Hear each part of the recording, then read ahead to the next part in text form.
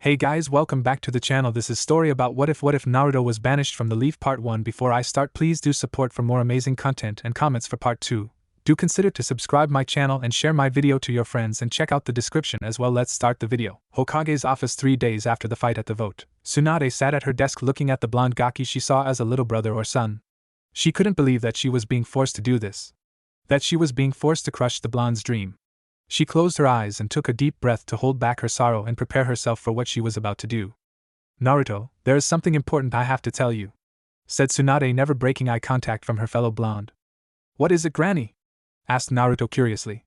Once again Tsunade took a breath, realizing she may never be called Granny again, and had to regain control of her emotions. "Naruto, I wish I didn't have to do this. I have been ordered by the council to inform you that for using an A-rank assassination technique and severely injuring the last Uchiha, you are hereby banished from the Leaf Village. You have 2 days to leave or you will be executed. You are not to step foot within the Leaf Village or surrounding area until the end of your banishment. Your banishment is to last until further notice. I am so sorry, Gaki. I really did try, but I was outvoted. There was nothing I could do." As Tsunade was speaking, her voice was breaking, and never did she break eye contact with the blonde boy. She watched as his eyes dulled from their usual sapphire blue that could make oceans jealous to a dull gray. She watched as he paled and his mask cracked. She could do nothing but watch as the wonderful bright child fall into nothingness. She suddenly heard a whisper of a broken soul and heart. "Why?" A fair question spoken so softly you almost couldn't hear it. A voice that held so much yet was so very small. It was the voice of someone who's lost everything, and it broke her heart. But could she tell him why? In truth, she knew that she didn't have to, because he already knew. Yet she answered anyway, knowing he needed to hear it out loud. "I could say it was because you apparently could have killed the Uchiha like they said, but you and I know it's not true. It's because of the Kyuubi. They felt the chakra when it was forced to heal you from the first Chidori. Some think the fox is breaking out. Others think it can take over your body, and then there's the people who think you're the fox. In the end, they just wanted rid of you, and this was the perfect excuse," said Tsunade, wanting nothing more to hold the boy in her arms and say it was going to be okay. But she knew it'd be a lie, and so would he. "I guess I'm not taking the hat from you after all," said Naruto, breaking the silence that had built. However, the pain in his voice made her wish he hadn't. He reached up to his head and removed his headband and placed it on the desk. He then moved his hands to his neck and removed the necklace of the first Hokage that she'd given him. "You keep it. You won it fair and square, it's yours. Keep it for luck," said Tsunade, knowing that she could never take it back from him. He smiled a small smile and replaced it back around his neck. He then walked around the desk and hugged her. This time she couldn't stop her tears. "Goodbye, Granny Tsunade." With that, he broke the hug and left without another word, while Tsunade cried her heart out for the boy who just left her office. Naruto disappeared after that. He simply left the village without a word to anyone that very day. The Rookie 12 and their senseis, excluding Sakura and Sasuke, were devastated. But that was nothing compared to Iruka's reaction, who fell into a depression for several months. When Jiraiya returned and discovered what happened, it took over 3 squads of A and BU, Tsunade and Shizen, to stop Jiraiya from killing the council. Ever since Naruto left, no one has ever heard so much as a whisper to where the favorite whiskered blonde was. He had simply disappeared and remained so for several more years. It has been 7 years since the departure of one Uzumaki Naruto, and many things have changed. The first change occurred after Naruto left and Jiraiya's return. After being calmed down by Tsunade and Shizen, he tore into the council. He informed them that they were idiots who had no faith in the seal of their supposed hero, and that the only way the fox can get out is if Naruto himself lets it. Even if Naruto died, the Kyuubi couldn't escape. This caused many, whom only agreed to his banishment because they thought the seal was weakened, to feel ashamed. Jiraiya also informed them that a group of S-rank shinobi called the Akatsuki are after the tailed beasts, and they had just virtually given them the 9 tails. This piece of information caused a large disturbance among the council. Some wanted him back, either out of guilt or because they didn't want such a weapon to be in the hands of missing ninja. Others wanted him to stay gone, saying that this way the group wouldn't attack the village. What caused the most upset was the last bit of information Jiraiya gave. It was the final nail in the coffin. He told them Naruto's parentage. Naruto Uzumaki was the son of Kushina Uzumaki, the red-hot-blooded habanero, and Minato Namikaze, the yellow flash, and Yondaime Hokage. Jiraiya had never felt so much pleasure than watching the meltdown of the council. Another change was the Rookie 12. After hearing about Naruto's banishment and subsequent disappearance, they threw themselves into training. At first they were devastated and angry. Then they decided they wanted to be strong enough to bring him home one day. It wasn't just increased training that changed, but also the dynamic of the Rookie 12. While everyone was distraught over the loss of Naruto, only Sasuke and Sakura weren't. This caused Ino to denounce Sasuke as her crush, but also Sakura as her friend. However, despite the exclusion of Sasuke and Sakura, it brought the rest of the Rookie 12 closer than ever. Every week they would meet up and eat at Ichiraku Ramen in honor of Naruto. This was a great joy to Ayame and Tsuchi, whom were incredibly saddened about the loss of the blonde. It wasn't just the rookies that changed, so did the senseis. Kakashi understandably took it the worse. He was originally angry at both his students for using A-rank techniques. Then he discovered from Tsunade that Naruto had underpowered his Rasengan so it didn't endanger Sasuke, but Naruto actually took 2 fully powered Chidoris to the chest. His guilt only became worse when he discovered that Naruto was actually his sensei's son. He sought to absolve some of his guilt by training Sakura properly. However, to his disappointment, she was still nothing more than a fangirl. All the senseis started to train more regularly and harder in order to keep up with their students. Team 7 also went through a change. With Naruto gone, the team was taken off rotation until a replacement could be found. That replacement became Sai, who used to be a member of Root and Danzo's spies. Sakura, who had asked for training from Tsunade before Sasuke tried to deflect, was refused. Tsunade turned her down due to her fangirlish ways. Sasuke himself is as horrible and broody than ever. He was let off virtually scot-free. He was simply put on house arrest for 3 months. The biggest change was what happened to Danzo Shimura, the leader of Root. A year and a half after the banishment of Naruto, Jiraiya and Tsunade finally managed to get him executed and Root disbanded with the surprising help of Sai. As it turns out, the Rookie 12 managed to get Sai most of his emotions back, and with the help of Ino his memories as well. With his memory returned, he no longer wished to serve Danzo. So with the assistance of Jiraiya, the seal on his tongue was removed and he became Tsunade's spy. Now a full 7 years later, and everyone has lived up to their changes. Ino is now married to Sai and both are jounin. Niji and Tenten are engaged. Niji is a hunter in ANBU and Tenten is a jounin. Kiba is a jounin and ANBU recruit with Akamaru. Shino is an ANBU captain and is dating Hinata, who is an academy instructor. Shikamaru is head of the ANBU strategic division. Both Choji and Lee are jounin instructors. Sasuke was forced to marry Sakura in order to restart his clan. Sasuke is a jounin and Sakura is a medic at the hospital. Iruka got out of his depression and is engaged to Ayame. Kurenai and Asuma are married and have a son named Hiruzen after the third. Kakashi is surprisingly dating Anko. Guy opened his own dojo, which is ran by his civilian wife. Shizen married Ginma, and they are expecting their first child. Tsunade finally said yes to Jiraiya and they are currently dating. Now, though, our rookies and their senseis are preparing for a trip to another village. Their job is to find the Kashoku no Kage, Crimson Shadow, who is said to reside there, and ask him to join the Leaf. Everyone was standing at the gate. Kakashi let his lone eye gaze over the group. They had all come a long way, well, except 2. He couldn't help but sigh when he thought about those 2. He also couldn't feel anything about guilt when he thought about his third student. Despite Jiraiya's spy network and contacts, he couldn't find anything out about Naruto. As he finished that thought, everyone finally arrived. Okay. Now everyone's here. Our mission is to head to Tsukigakure, Hidden Moon Village, and find the Kashoku no Kage and ask him to join the Leaf Village. Also, Lady Tsunade stated that at this event Tsukigakure has a festival on. We will be arriving a day before the festival begins. If we find the Kashoku no Kage, we are to send his reply via messenger bird and stay until the end of the festival. Any questions? Stated Kakashi. Kiba was the first to ask the obvious. Did Lady Tsunade just basically give us a mission to enjoy a festival? He asked. Confusion clouded his voice. Yes. Kakashi I smiled. Hinata raised her hand shyly. Yes, Hinata? Asked Kakashi politely. Who exactly is the Kashoku no Kage? Hinata asked quietly. After all, academy teachers aren't exactly kept in the loop about bingo book entries. The Kashoku no Kage is an S-rank bingo book entry. He is not a missing ninja because he is apparently not affiliated to any village, answered Kakashi. Tenten was quick to voice her concern. Why exactly are we being sent, if he's an S-rank, and how is he an S-rank? Apparently, answered Asuma, he pissed off a bunch of the wrong people. His bounty on the black market is worth more than mine and Chirika combined, and we are former 12 Guardian Ninja. Everyone looked shocked except Kakashi, Guy, Asuma, Kurenai and Sasuke, who looked excited. As for why us, asked Lady Tsunade, said Kakashi. What are his skills, just in case we get into a confrontation? Asked Niji. Here's his bingo book entry, take a good look and memorize it, said Kakashi as he held up a small black book. Name, unknown, alias, the Kashoku no Kage, Crimson Shadow, age unknown, traits, blonde hair and wears an ANBU-styled mask. Always wears black trench coat and a single silver earring. Village, unaffiliated, known affinities, wind, water and lightning. Taijutsu, excellent uses and unknown style. Kenjutsu, excellent uses, edge blade style. Has a katana with a red and white handle with a black blade. The blade is known as Ion no Kizuato, eternal scar, chakra level, Kage or higher, rank S, Jounin engage with caution. Chunin and below do not approach. Bounties: Otogekure, wanted dead or alive $800,000 Rio. Iwagakure, dead or alive $850,000 Rio. Kumogakure, dead or alive $680,000 Rio. The group looked stunned. They quickly composed themselves and took off. Little did they know they'd be meeting an old friend very soon. A figure was hidden in a tree squatting on the balls of his feet. The figure, though crouched, could easily be considered tall. It was definitely the form of a male, and he had spiky blonde hair that reached the bottom of his shoulders.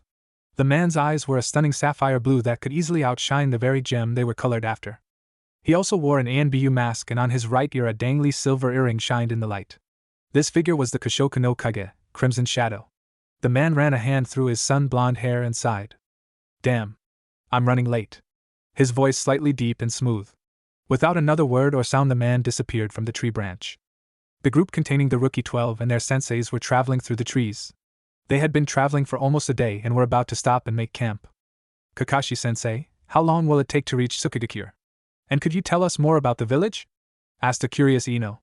Kakashi paused in his reading and decided to answer Ino's questions. Let's stop and make camp, then I'll tell you more. But the trip could take anywhere between 4 days to a week at the most. It depends on how fast we go, answered Kakashi, going back to his beloved orange book. After traveling quite a bit of distance, one of the other jounin spoke up, since this was a good camping spot. Kakashi, let's stop and make camp here. We can continue early tomorrow morning, stated Asuma, fully aware that Kakashi is the mission leader. Sounds good, Kakashi replied and stopped running. It didn't take long to set up camp, and before they knew it they were all sitting around the fire. They all knew now was the time to get their questions answered. Kakashi-sensei, can you please tell us more about Tsukigakure? Asked Tenten, who was leaning against Niji. I suppose I can. Tsukigakure is a village well known for their goods and scenery, but what it's famous for is the fact it's what we used to call a clan village. As you know, a ninja village is a village made up of several clans and other ninja. A clan village, however, is a village which technically doesn't have any ninja, but is full protected and ran by a single ninja clan. The ninja clan in Tsukigakure is the Osurabiki, Grim, clan. They are famous for assassinations, including hidden weapons, kenjutsu, tracking, blacksmithery, and being weapons experts. However, the one other thing they're famous for is their bloodline. Their bloodline is known as Akuma no Hano, devil flames. The Akuma no Hano can create any type of flame, meaning they can create flames that freeze into ice or dissolve whatever they touch like acid. Although there is now only one member remaining that can use this bloodline. The Osurabiki clan merged other smaller surrounding clans with their own, making the original Osurabiki clan the main family, stated Kakashi smoothly. Will they be okay with us being there? Asked Choji quietly. Yes, despite being very dangerous, they are usually peace lovers, and Lady Tsunade sent a letter yesterday to inform them that we are coming, informed Kakashi without his eyes leaving his book. Hinata poked her fingers together, which was an old habit that she never got rid of, and spoke. What exactly is the festival that will be at Tsukigakure? She asked in a soft, gentle voice. Kakashi smiled. The festival is called the Ai, Kazoku, Haiwa no Saiten, Love, Family and Peace Festival. It is used to celebrate the end of a war that occurred over 40 years ago and to remember what they fought for, love, family and peace, said Kakashi, finally taking his eyes off his book to look at the group. Awesome, how often is the festival held? Asked Kiba rather loudly. This time it was Kurenai who answered, once every 2 to 3 years, but they hold other festivals as well during this time, she informed calmly. The questioning continued for several hours. Everyone was buzzing with excitement. Asuma finally spoke up, realizing the time. Come on everyone, let's get some shut-eye. We have to leave early tomorrow. I'll take first watch. Later on, our Rookie 12 and senseis are running through the trees. True to Asuma's words, they left early, at dawn actually. The senseis apparently decided the trip was going to be done in 4 days. They woke up at dawn and ran until dark, taking very few breaks in order to make it there faster, and the process continued for another 2 days. Then finally on the 4th day everyone noticed something. The forest is thinning out, said Tenten, surprised considering Konoha is surrounded by nothing but thick forest. Kakashi looks over to Niji and nods, causing Niji to activate his Byakugan and search the surrounding area. There's a path up ahead and it leads to a village gate, Niji informed stoically. Everyone subconsciously picked up their pace, excited to see the new village. Troublesome it must be Tsukigakure, said Shikamaru in a lazy drawl. They all stopped on the edge of the trees and started walking down the path. When they were close to the village, everyone was forced to stop because Kakashi, Asuma and Kurenai stopped in front of them. Now everyone, I shouldn't have to remind you, but be on your best behavior. You are ninja of Konoha and you are representing our village, said Kurenai. Asuma then stepped forward, lighting a smoke with his lighter. Now I know you're all excited to see Tsukigakure, however, remember this is a mission and to keep your eyes peeled for our target. Got it? He waited for everyone to nod their agreement before stepping back. Then Kakashi took his place. Finally, I have one final thing to say to you before we head into the village. Because of the festival, there will be ninja and people from other villages. Do not start or cause any fights. We are guests in this village and they will throw you out or arrest you for breaking their rules, Kakashi said in a serious and borderline dark tone. Also, don't forget to enjoy the festival and have fun. Kakashi returned to his normal cheerful tone. They headed up to the gate, and the rookies gasped in awe of what lay before them. The Konoha ninja looked at the giant walls and gate much larger than Konohagakura's own. As the ninja walked towards the entrance, the gate began to slow open, and by the time they reached the gate itself, they had full entry. The rookie 12 and senseis entered and looked around and saw no guards or visitor log. Where are the gate guards or log book? Asked a confused Choji. As he spoke, a villager walked by holding a sign and stopped to look at the Konoha group. Ah, you're from a ninja village, aren't you? Said the stranger. At his question, the rookie 12 nodded and Kakashi asked, Yes, we are ninja. We are from Konohagakure to exact. May I ask who you are? Kakashi spoke in his cheerful but polite tone. Oh, where are my manners? I'm Jiro Yoshida. I am the owner of the village's local bar, the Devil's Bar, or as others call it, the Devil's Sin. The man, now known as Jiro, responded with a smile and slight bow. The Konoha ninja responded in kind, each supplying their own names and rank with a slight bow. Jiro returned each bow before speaking. To answer your question, there is no log book or gate guards. Jiro stated simply, as if this was a normal occurrence. The Konoha ninja were confused by this notion. Then how do you know who is entering and leaving or preventing spies? How do you know about oncoming attacks? Asked Shikamaru with a curious tone and calculating gaze. Well, to us it doesn't matter if we're entering or leaving, since if you commit a crime it is easily found out. As for spies or attacks, it's simply not possible. What you wouldn't have noticed was, as you stepped past the gate, was that there is actually a barrier sealed there preventing anyone with negative intentions towards the village no entry, and if they do get through, the Osurabiki clan will sense them and capture them. Jiro spoke calmly, showing no signs of lying or worry that they will tell their village this information. Kakashi smiled. Thank you for informing us, Jiro-san, he said politely. No problem, Kakashi-san. We are quite used to having people travel through here, especially during the festivals. Now if you'll excuse me, I have to deliver this sign to one of the stalls. With that, Jiro walked off without looking back. Kakashi looked back at his group. Now, since the locals seem friendly enough, you may want to ask them about the Kushoku no Kage, Crimson Shadow, and remember, keep your guard up and eyes peeled. Kakashi stated seriously. You may now go and explore, but try to stay in at least groups of 2. We are in an unfamiliar area and I don't want anyone getting lost, okay? He returned his cheery attitude and eyes smile as soon as he received everyone's nod. Kurenai then took over. We will all return back here in an hour and share any information. After 15 minutes, if anyone is missing, we will search for them. Is that understood? She asked with narrow red eyes. Everyone once again nodded and split into different groups to look around the village of Tsukigakure. The Konoha ninja gazed around in awe as they took in the sights. A lot of the homes were medium-sized traditional one-story homes, made out of wood and painted beautifully. The apartment buildings towered at least 5 stories high and were either round or rectangular. Parks and greenery surrounded sections of the areas. The streets were filled with dozens of people getting ready for the festival tomorrow, or children were happily playing. But the most interesting sight was where the paved main road led. The road led straight to the end of the village to stone steps, which headed up a mountainside. At the top was a traditional one-story mansion surrounded by forest, which could easily be seen from the other side of the village. Tenten Niji Gai-sensei, do you see that youthful house and mountain? Whoever lives up there must be truly youthful, yelled Rock Lee while pointing dramatically up the staircase. Gai was quickly dissolved into waterworks. You are right, Lee. We must improve our fires of youth, Gai shouted while crying. Onlookers' sweat dropped, and then started to ignore the strange men in green spandex. After all, they've seen stranger. As Gai and Lee were being overly dramatic and yelling, Niji and Tenten inched away from the odd duo. Meanwhile, wow, there's so many stalls, exclaimed an amazed Ino who was dashing through the streets. Shikamaru following behind lazily, with Choji beside him eating chips.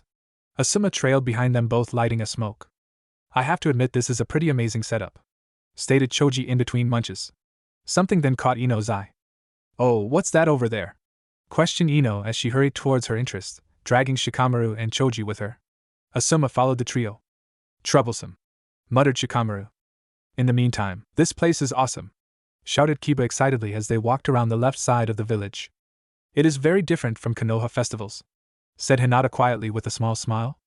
I think that the most logical course of action is to speak to the inhabitants, stated Shino in monotone. Kurenai smiled in pride and Hinata nodded in agreement. Kiba just looked confused. What? Confusion laced Kiba's voice. Hinata came to poor Kiba's rescue. Shino is saying we should ask the villagers questions, she explained in a gentle tone. Okay then, let's go talk to that guy over there, Kiba said impatiently as he ran off. Hinata and Shino looked at each other before following. Korean's eyes twinkled in amusement, and she followed her old students. Elsewhere, oh Sasuke, isn't this place beautiful? Gushed Sakura as they walked past a nearby park. Sasuke gave his inconsequential grunt, while Sai and Kakashi walked behind. Kakashi had his face buried in his orange book and Sai surveyed around him silently. Sakura squealed, causing Kakashi, Sai and Sasuke to flinch. Internally, of course. Since Sakura wasn't watching where she was going, she accidentally bumped into someone. So she quickly apologized. I'm sorry, she said at a regular sound level. Don't worry about it, miss. A kind and happy voice replied. Sakura looked up, and when she finally got a look at the person she bumped into, she was surprised. The man stood at roughly 5 feet 3 inches. He had blonde hair which, if looked at closely, had a layer of black underneath. He had warm amber eyes and had a black scarf around his neck. He wore an olive green traditional plain kimono, with an aqua jacket over top, and he had regular black ninja sandals. Just as Sakura was about to open her mouth, she was interrupted by a voice calling out, "Hurry up, Kobayashi!" Sakura turned to the owner of the voice and was just as surprised as earlier. The woman stood just 1 inch above the man dubbed Kobayashi. She had long wavy brown hair tied up in a single ponytail with half of it covering her face. Sakura could also see she had light green eyes. The woman was wearing a white and pink dress kimono with flowers decorated the bottom. The kimono highlighted her voluptuous features, such as her large kimono also covered her feet. All in both were incredibly pretty. Kobayashi laughed warmly. "I'm coming, Kajoro," Kobayashi called back, and just like that he left, along with the woman now known as Kajoro. Later that day, everyone was once again gathered near the gate. After a few hours of exploring and questioning, everyone was wanting to know what they'd discovered. I booked all of us in at a nearby hotel. We were rather lucky since everything is basically booked out, stated Asuma. Everyone nodded in understanding. Okay, what did Team Guy find out? Asked Kakashi, his orange book nowhere in sight. After asking around, we discovered that the house on the mountain and the forest surrounding it all belonged to the Osurabiki, Grim, clan. In fact, they technically owned this entire village, exclaimed Tenten, shocking everyone around her except Asuma, Kakashi, Guy, and Kurenai. What? Cried everyone in shock. According to a woman named Chizuru, who is the owner of a local bakery, back before even the creation of Konoha, Tsukikakyo was owned by a cruel warlord who was bleeding this village dry. The warlord was very paranoid and had wanted the Osurabiki clan to assassinate some of the villagers and surrounding warlords. When the traveling Osurabiki had seen what he had done to the village, they killed him and took the deeds to the village and surrounding land. In order to keep it away from the warlord's son and surrounding enemies, the Osurabiki clan sold the deed to the village for 1 yen and settled down to create a home here and became their protection. Ever since then, the Osurabiki clan has been considered the true and rightful owner of Tsukigakure, explained Niji. Team Kurenai? Asked Kakashi. We weren't able to find out much. However, by talking to a man named Shigeru, we managed to uncover that the Kashoka no Kage, Crimson Shadow, arrived 5.5 years ago alongside the current head of the Osurabiki clan, informed Hinata gently. Team Asuma? Questioned Kakashi. After talking to several stall and shop owners, we found out that this mission is probably more trouble than it's worth, stated Shikamaru before elaborating. As it turns out, the Kashoka no Kage, Crimson Shadow, is actually the Osurabiki, Grim, clan head's unofficial bodyguard. If the Kashoka no Kage isn't out of the village, they're with the clan head. I also believe there is more than what everyone is telling us, but it's too troublesome to find out what. Finished Shikamaru with a yawn. Kakashi nodded. My team's information is also rather limited. We discovered that everyone was keeping rather tight-lipped on the Kashoka no Kage. Nevertheless, we managed to find out that he is well loved and respected within the village and the Osurabiki clan itself. He is also apparently extremely close to the current clan head, and if anything were to happen, nothing would stop the clan head raging war, stated Kakashi. So we know that the Kashoka no Kage, Crimson Shadow, is close to and the bodyguard of the current Osurabiki clan head. He is respected both within and outside of the Osurabiki clan to the point that war could be declared over him. Tsukigakure itself is owned by the Osurabiki clan, and that the Kashoka no Kage, Crimson Shadow, showed up randomly 5.5 years ago, accompanied by the current head of the Osurabiki clan, established Asuma. Everyone nodded at the information and soaked it in. Alright, everyone, I think that we should all follow Asuma to where we will be staying and get some sleep. We will continue this tomorrow, before enjoying the festival 2 days from now, said Kakashi as they all traveled to the hotel. Early the next morning, Kakashi, Kurenai, Asuma, Guy, Tenten, Kiba, Shikamaru, Niji, Choji, Hinata, Shino, Lee Ino, Sakura and Sasuke were gathered in the dining room of the hotel. They were finishing up their conversation. You may wander around and do what you wish today before the festival. However, don't forget this is still a mission. Keep your eyes and ears open, stated Asuma, holding a smoke from his fingertips. Okay, Asuma-sensei, replied the rookie 12 except Sasuke, whom grunted. They all walked out the door of their hotel. After a few minutes of consideration, they all decided to stick together for a while. As they walked, they eventually came across child laughter and turned to see they were at a park. Nearly all of them shared a small smile in memory of their own childhood. Hey guys, is it just me or does that kid look familiar? Questioned Choji. Everyone turned to look where Kiba had pointed, only to see a small child roughly 4 years old. The child was a girl and rather short. Her hair was long, reaching her lower back, and was placed in a single long ponytail. Her hair coloring was odd, having sun blonde hair with silver streaks, making it seem ash or platinum blonde if you weren't looking for details. She was wearing a light blue cheongsam dress with an orange vine pattern and had no sleeves, creating a sense of déjà vu for the Konoha ninja. She wore black bike shorts under her dress, and blue ninja sandals completed the outfit. Despite these traits, it was her eyes and face that truly shocked the Leaf Ninja. Her eyes were a blinding sapphire blue, and on her cheeks were 3 very thin whisker marks. She looks like a female Naruto, exclaimed Ino and Tenten, voicing the thoughts of everyone present. I highly doubt it. I mean, who would have a child with Naruto? Stated Sakura, not believing anyone would like the blonde boy. There is no way, no one would marry the dope, said Sasuke with contempt. These comments caused all the rookies and their senseis to shake their heads at the stupidity of the statement. Considering that Naruto was actually highly sought after by females outside of Konoha, and that was before the reveal of his heritage. Before the argument could take place, Kiba let out a wolf whistle. Man, check her out, declared Kiba, causing the group to look towards where Kiba was indicating. They saw an incredibly beautiful woman around their age, walking extraordinarily graceful towards the park they were standing near. She had straight, long silver hair with black streaks that reached her knees.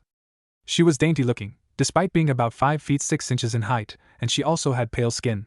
Her face was extremely feminine and gentle looking, her lips were blood red, and she had deep azure blue eyes. She had an hourglass figure, perfectly proportioned and a very suitable bust size. She wore a black battle kimono which sat off the shoulders and reached her calf in length. The kimono flared outwards in an upside-down V shape at the knees. The black kimono was outlined in silver and decorated with a purple and silver butterfly pattern. The sash that tied the gown was purple and was outlined silver with the rest of the kimono. On her feet she wore black ninja sandals. This was the woman that currently had Kiba drooling, however the others noticed something Kiba hadn't. An engraved wedding band on her left hand. Sorry, Kiba looks like she's taken, said Hinata with a giggle. Before Kiba could respond, a shout was heard. Ototo, little brother, look out! Called out a girl's voice. Before the group could react, a small child ran straight into Sasuke, knocking them both over, causing Sasuke to glare, and the child to look sheepish. Once everything had settled, the group got a good look at the child, and it caused them to freeze and hold their breath. Why? Because the child looked exactly like a young Naruto, just with slightly longer hair. It was simply confirmed by them with the expression on the child's face, and when he rubbed the back of his head sheepishly. Ototo, little brother, are you okay? Said a boy's voice. The group turned and saw the same girl form earlier, with another slightly taller boy beside her. The boy was obviously a brother to both the girl next to him and the boy still on the ground. His hair was just as bright as the other boy, the only differences being that it had black streaks, was shorter and was styled in strands jutting outwards in every direction, and a smaller, frontal cowlick of hair partially hanging over his forehead. The boy had the same sapphire blue eyes as his brother, as well as the same whisker marks. Whereas the fully blonde boy was wearing a burnt orange shirt, black shorts, and ninja sandals. The black and blonde hair boy was wearing a dark green tank top with a black jacket, black shorts, and ninja sandals. They were broken out of their thoughts when the boy called back to his siblings. I'm okay, Nissan, big brother, Anasan, big sister. Confirming he was the youngest of the 3. Good, that means you can apologize to the man you knocked over, said a melodic and soft, soothing voice. Everyone looked towards the origin of the voice to see the gorgeous woman from earlier. Okayasan, mother! Yelled the children in shock. The group looked wide-eyed, surprised that she has 3 children all looking the same woman, however, had amusement twinkling in her azure blue eyes. Masuko, son, you need to apologize, and where is your Yamato, little sister? The second part was directed to all the children. Meanwhile, the Konoha ninja looked like their eyes would fall out. I'm here, Okayasan! Yelled another girl voice. The girl was definitely the woman daughter, there was zero ability to doubt it. The girl was a carbon copy of her mother, except she had matching whisker marks with her sister. The girl had silver and black hair that went to her mid-back and was put in a braid. Her eyes were a cross between azure and sapphire blue. She was wearing a violet cheongsam dress with white flowers. She wore black tights underneath the dress and had purple ninja sandals to complete the outfit. The girl was out of breath like she had been running laps. Her mother shook her head in amusement. Before looking pointedly at her, Sun Hu sighed. I am very sorry for running into Mr. I should have been watching where I was going, the boy said, bowing slightly. Sasuke looked like he wanted to say something but simply nodded his head and accepted the apology. During this, a bunch of the Rookie 12 and Kurenai were still in shock. The woman had 4 children, all the same age. Kurenai was surprised but most of all sympathetic. She had already given birth to only one and it hurt like hell. Excuse me, miss, but which is the eldest and what is their names? Asked Sakura, who sadly has been unable to conceive her own child yet. The woman smiled softly in response to her question. The black and blonde-haired boy is Ryu, he is the eldest. The silver and blonde-haired girl is Atsuko, she's the second eldest. The fully blonde boy is named Hikaru, he is the third eldest child, and finally we have Miyu, she is the youngest child. She said with pure happiness and pride lacing her soft voice. How old are they? Asked Ino in excitement. It wasn't the mother who answered. We're 4.5. Yelled a very happy Miyu, making everyone think they heard wrong. Ryu noticed and rolled his eyes. You didn't hear wrong. We're quadruplets. I'm the eldest by 3 minutes, he said in a bored tone of voice. Before another comment could be said, Atsuko quickly changed the topic. Okay-san, did you come get us to go shopping for the festival tomorrow? Asked Atsuko curiously. As a matter of fact, I did.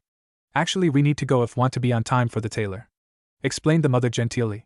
The kids gave a small bow and quickly said their goodbyes, as did their mother, before leaving. Everyone stood there blinking. Does that mean Naruto is married to that babe? Asked Kiba in shock and pride. No way in hell. The whiskers could just be a result of a bloodline, said Sakura, trying to convince herself more than anyone. Really? What about the blonde hair and a mini Naruto? Asked Tenten. One of his grandparents could have blonde hair for all we know. The so-called mini Naruto could just be a genetic mix, exclaimed Sakura, failing to convince herself and everyone by this point.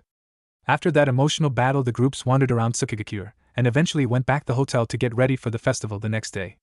The Konoha ninjas looked around the village in awe. Stalls filled the streets and lanterns and fairy lights were hung above the streets and on buildings. Streamers and banners were shown hanging from nearly every surface.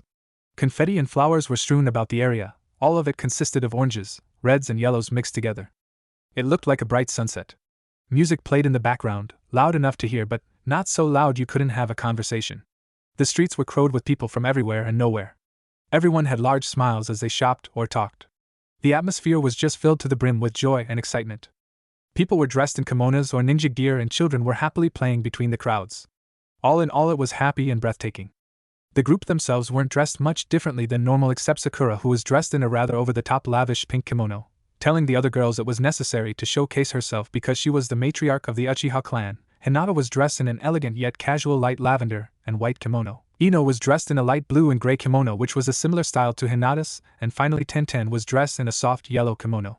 The guys and Kurenai were dressed as they normally would. It's beautiful, exclaimed Ino as she looked around at the decorations and lights. I agree, it looks so different than before, said Tenten with slight awe in her tones. Well, everyone knows what to do, however right now the most important thing to do is enjoy, said Kakashi, smiling at everyone. With that said, everyone took off to enjoy the festival, not realizing this is when they should have had their eyes open the most. Meanwhile, a tall lean man arrived at the gates. The man was wearing black ninja combat boots on his feet, above which was black A&BU style pants with more pockets than anyone had seen before. He wore a shuriken holder on his right leg and a kunai holder on his left hip. Tape was wrapped around his left leg. On his hands were black fingerless gloves. The man was wearing a dark red muscle shirt which showed of his broad chest and sculpted abs. If it wasn't for the shirt you would think he had the body of a runner. Over the shirt he wore a black trench coat. On his back a red and white handle katana sat, its midnight black sheath matching the blade itself, if it was unsheathed. The blade was easily recognizable as the famous Iron no Kizuato, Eternal Scar. The man had a single silver earring dangling from his right ear and had a green gemstone attached to a black cord sat around his neck. If people knew their history and jewelry, they would realize it was the first Hokage's necklace. The man was wearing a red pattern ANBU mask which hid all but his dancing with life sapphire blue eyes. Finally, the man had a mop of long shoulder-length spiky blonde hair. This man was Naruto Uzumaki Namikaze, completely still unaware he is a Namikaze. Naruto lifted his mask and placed it on the side of his head, showing the telltale whisker marks. Man, it's good to be home. Even if she's gonna kill me for being so late. He smiled before putting the mask back in place and jumping through the gate, vibrating in happiness and excitement to be home. As he moved through the village and crowds, he looked at all of the changes. He eyed the beautiful decorations, but didn't spend much time looking, since he was looking for something else entirely. People waved, nodded, smiled, or all of the above to him in greeting. He moved swiftly through the crowds, eyes darting over everyone's faces. He kept moving and glancing, until he finally found what he was searching for. Or more appropriately, who he was searching for. He was looking directly at her back so he couldn't see her face, but he didn't need to. He already knew she would have a small smile and warm eyes.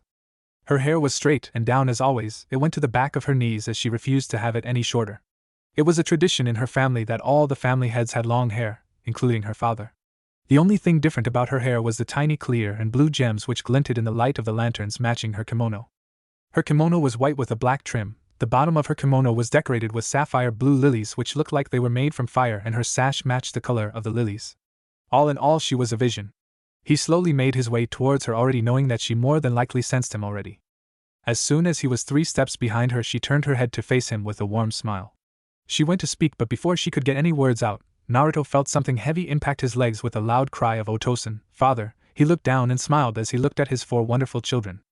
Atsuko was dressed in a peach-colored kimono with a white-colored trim and sash. The kimono was covered in aqua-colored dragonflies, and her sliver-blonde hair was out of its usual ponytail, and was instead laying straight down to her lower back.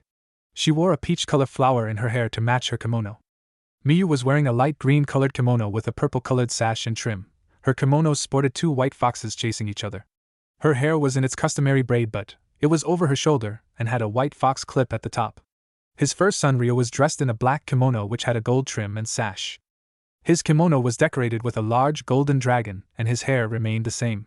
His second son Hikaru wore an orange kimono, of course. It was adorned with black rising flames leading into a black flaming wolf. His hair, as always, matched his own. He couldn't help but give a large grin. Even if his children couldn't see, it didn't even matter, before being down and hugging them all despite a few protests from Ryo and Hikaru. "I'm home and I'm sorry I'm late," he said with a small grin. This had been a tradition for a long time. Back to when he was first found by his beautiful wife. If one of them left, the other greeted them back. It may seem small, but to someone as lonely as Naruto it was everything.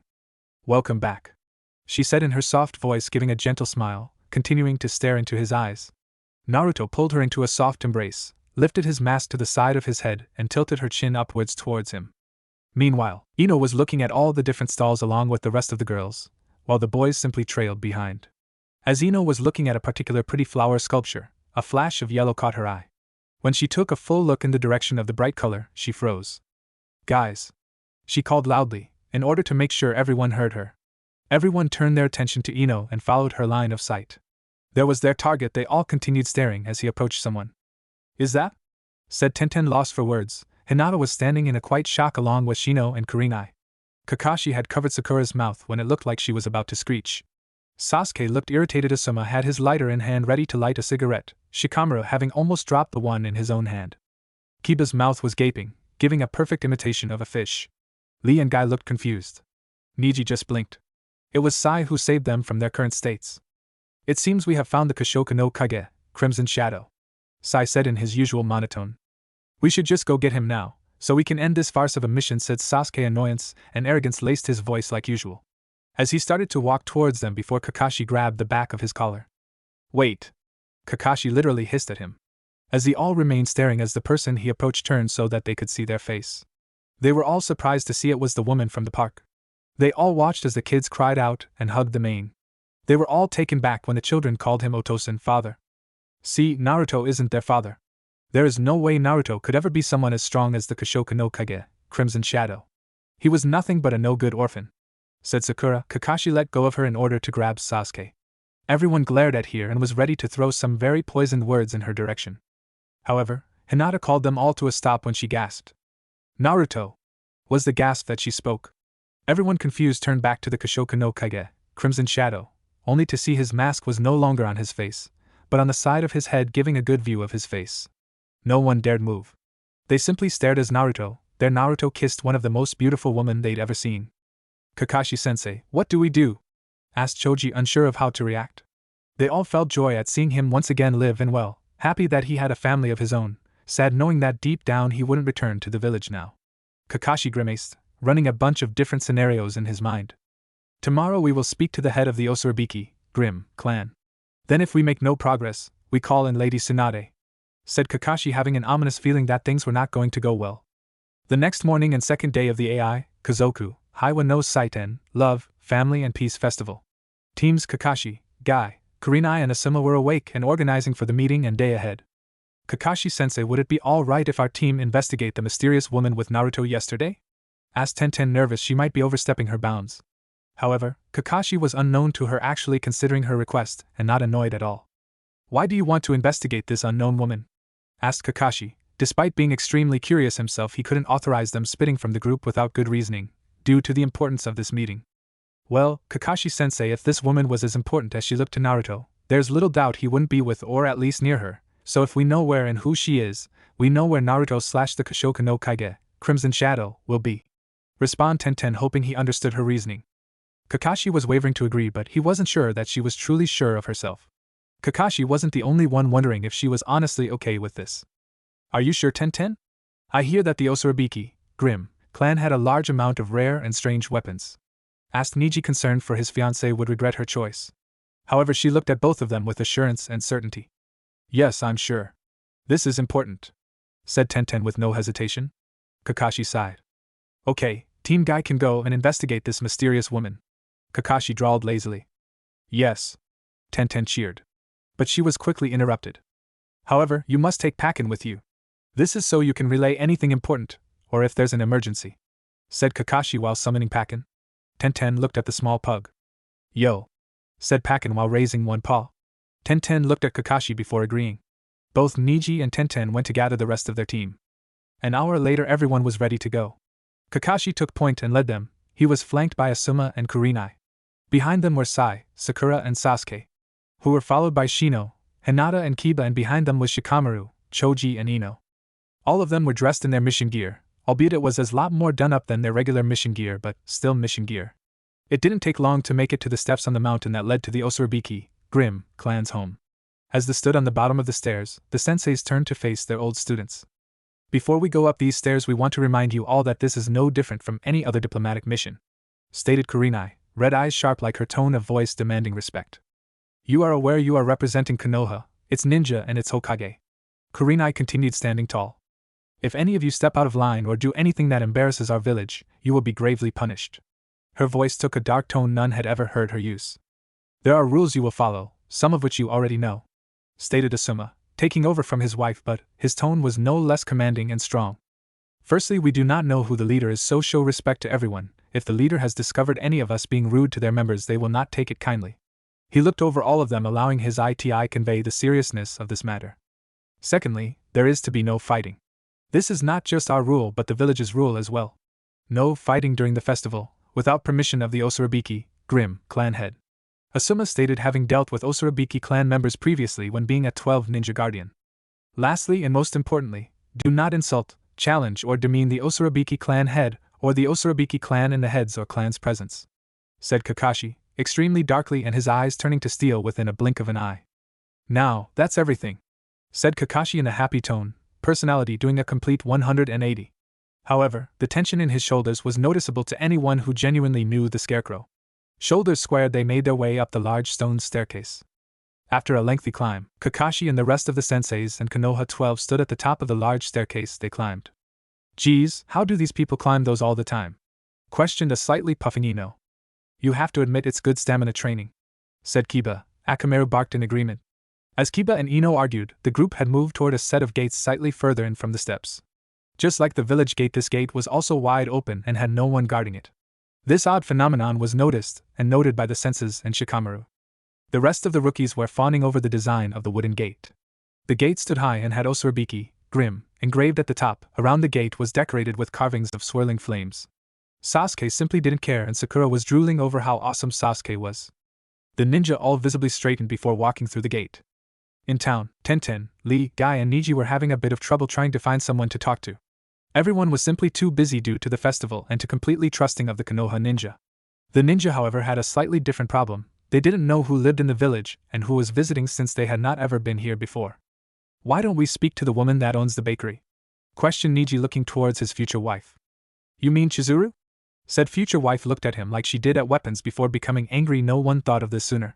With that, the four of them trudged on to find Chizuru. Back on the mountain, everyone was standing in a courtyard. The courtyard was paved with stone and had several different pathways. Off to the front left was a small stone garden. In front of the group was a lovely traditional mansion with a wrap-around raised porch. The whole home was made of dark wood. It also helped that surrounding the home was a very luscious forest.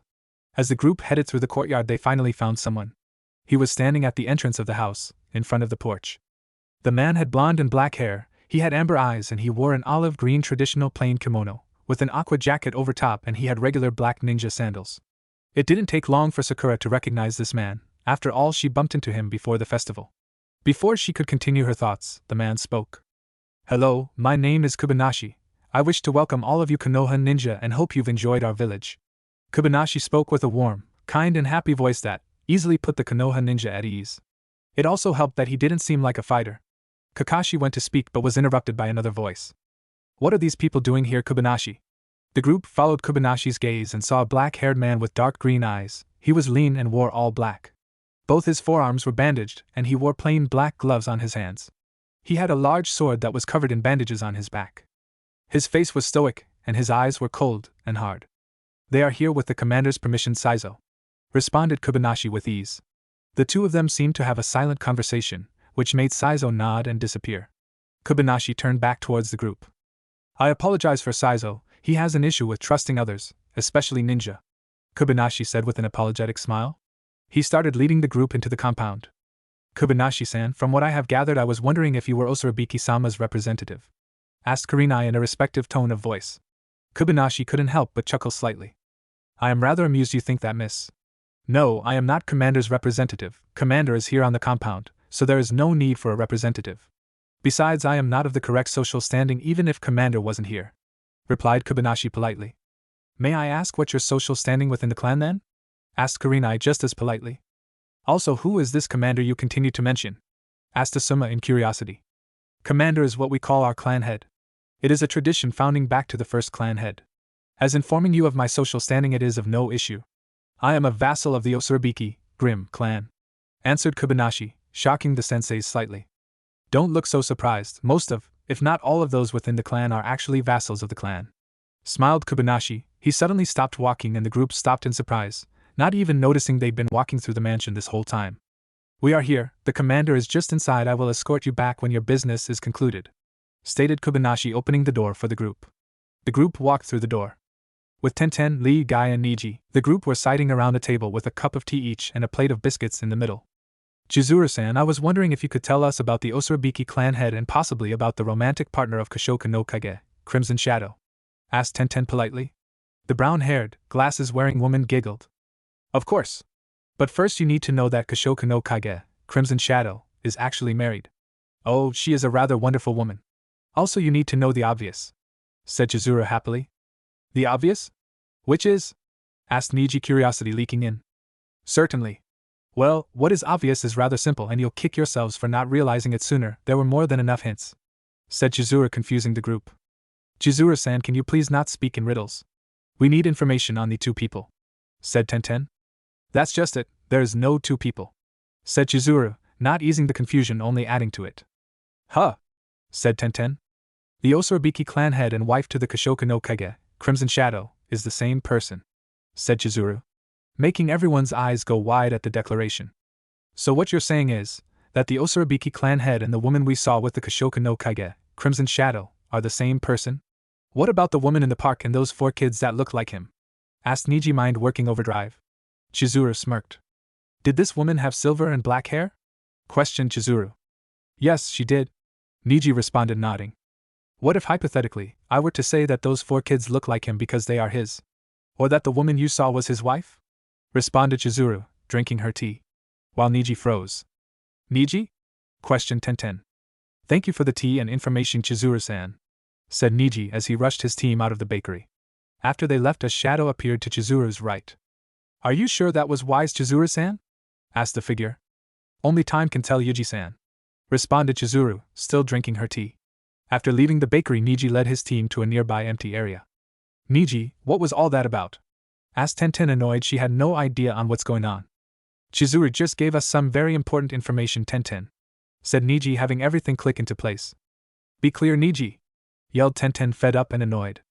Chizuru-san just confirmed that the children we ran into were Naruto's, stated Niji. Tenten nodded, already assuming as much from their appearances.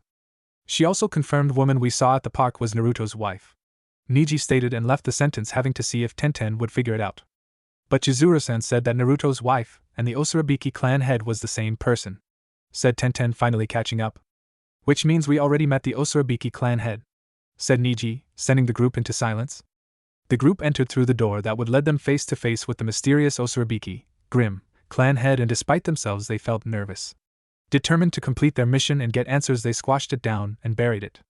As they walked in, they noticed it was a reasonably large room. It appeared to be like a small dojo. However, the cushions on the floor and the floor slightly raised at the head of the room, creating a platform. The room had fairly good lighting, not as bright as the halls that they had walked through. What stood out to the group the most was the single person sitting formally on the singular cushion on the platform. When they got a look at her, the group was completely still. Not only was the head not what they expected, but also who. More importantly, they were stunned that they'd already met her. She was easily recognizable, not only due to her beauty, which was unquestionably not only an understatement to describe her, but undeniably unforgettable. But in this case it was her clothing and hair color that made it obvious. She wore a black battle kimono that was off the shoulders, that split into an upside-down V shape at the knees and reached her calves. The kimono in its sash has a silver outline, and the sash itself was purple-colored. The kimono was beautifully decorated with a purple and silver butterfly pattern. Not able to see her feet due to the formal sitting, they can only assume that she wore the same as last time, black ninja sandals. Her silver hair with black streaks went to her knees and length was straight down and framed her face. Her pale face was delicate and sharp but remained wholesomely feminine looking. Her face held stunning dark azure blue eyes which were enclosed by long black eyelashes. Her lips were blood red which stood apart from her pale skin.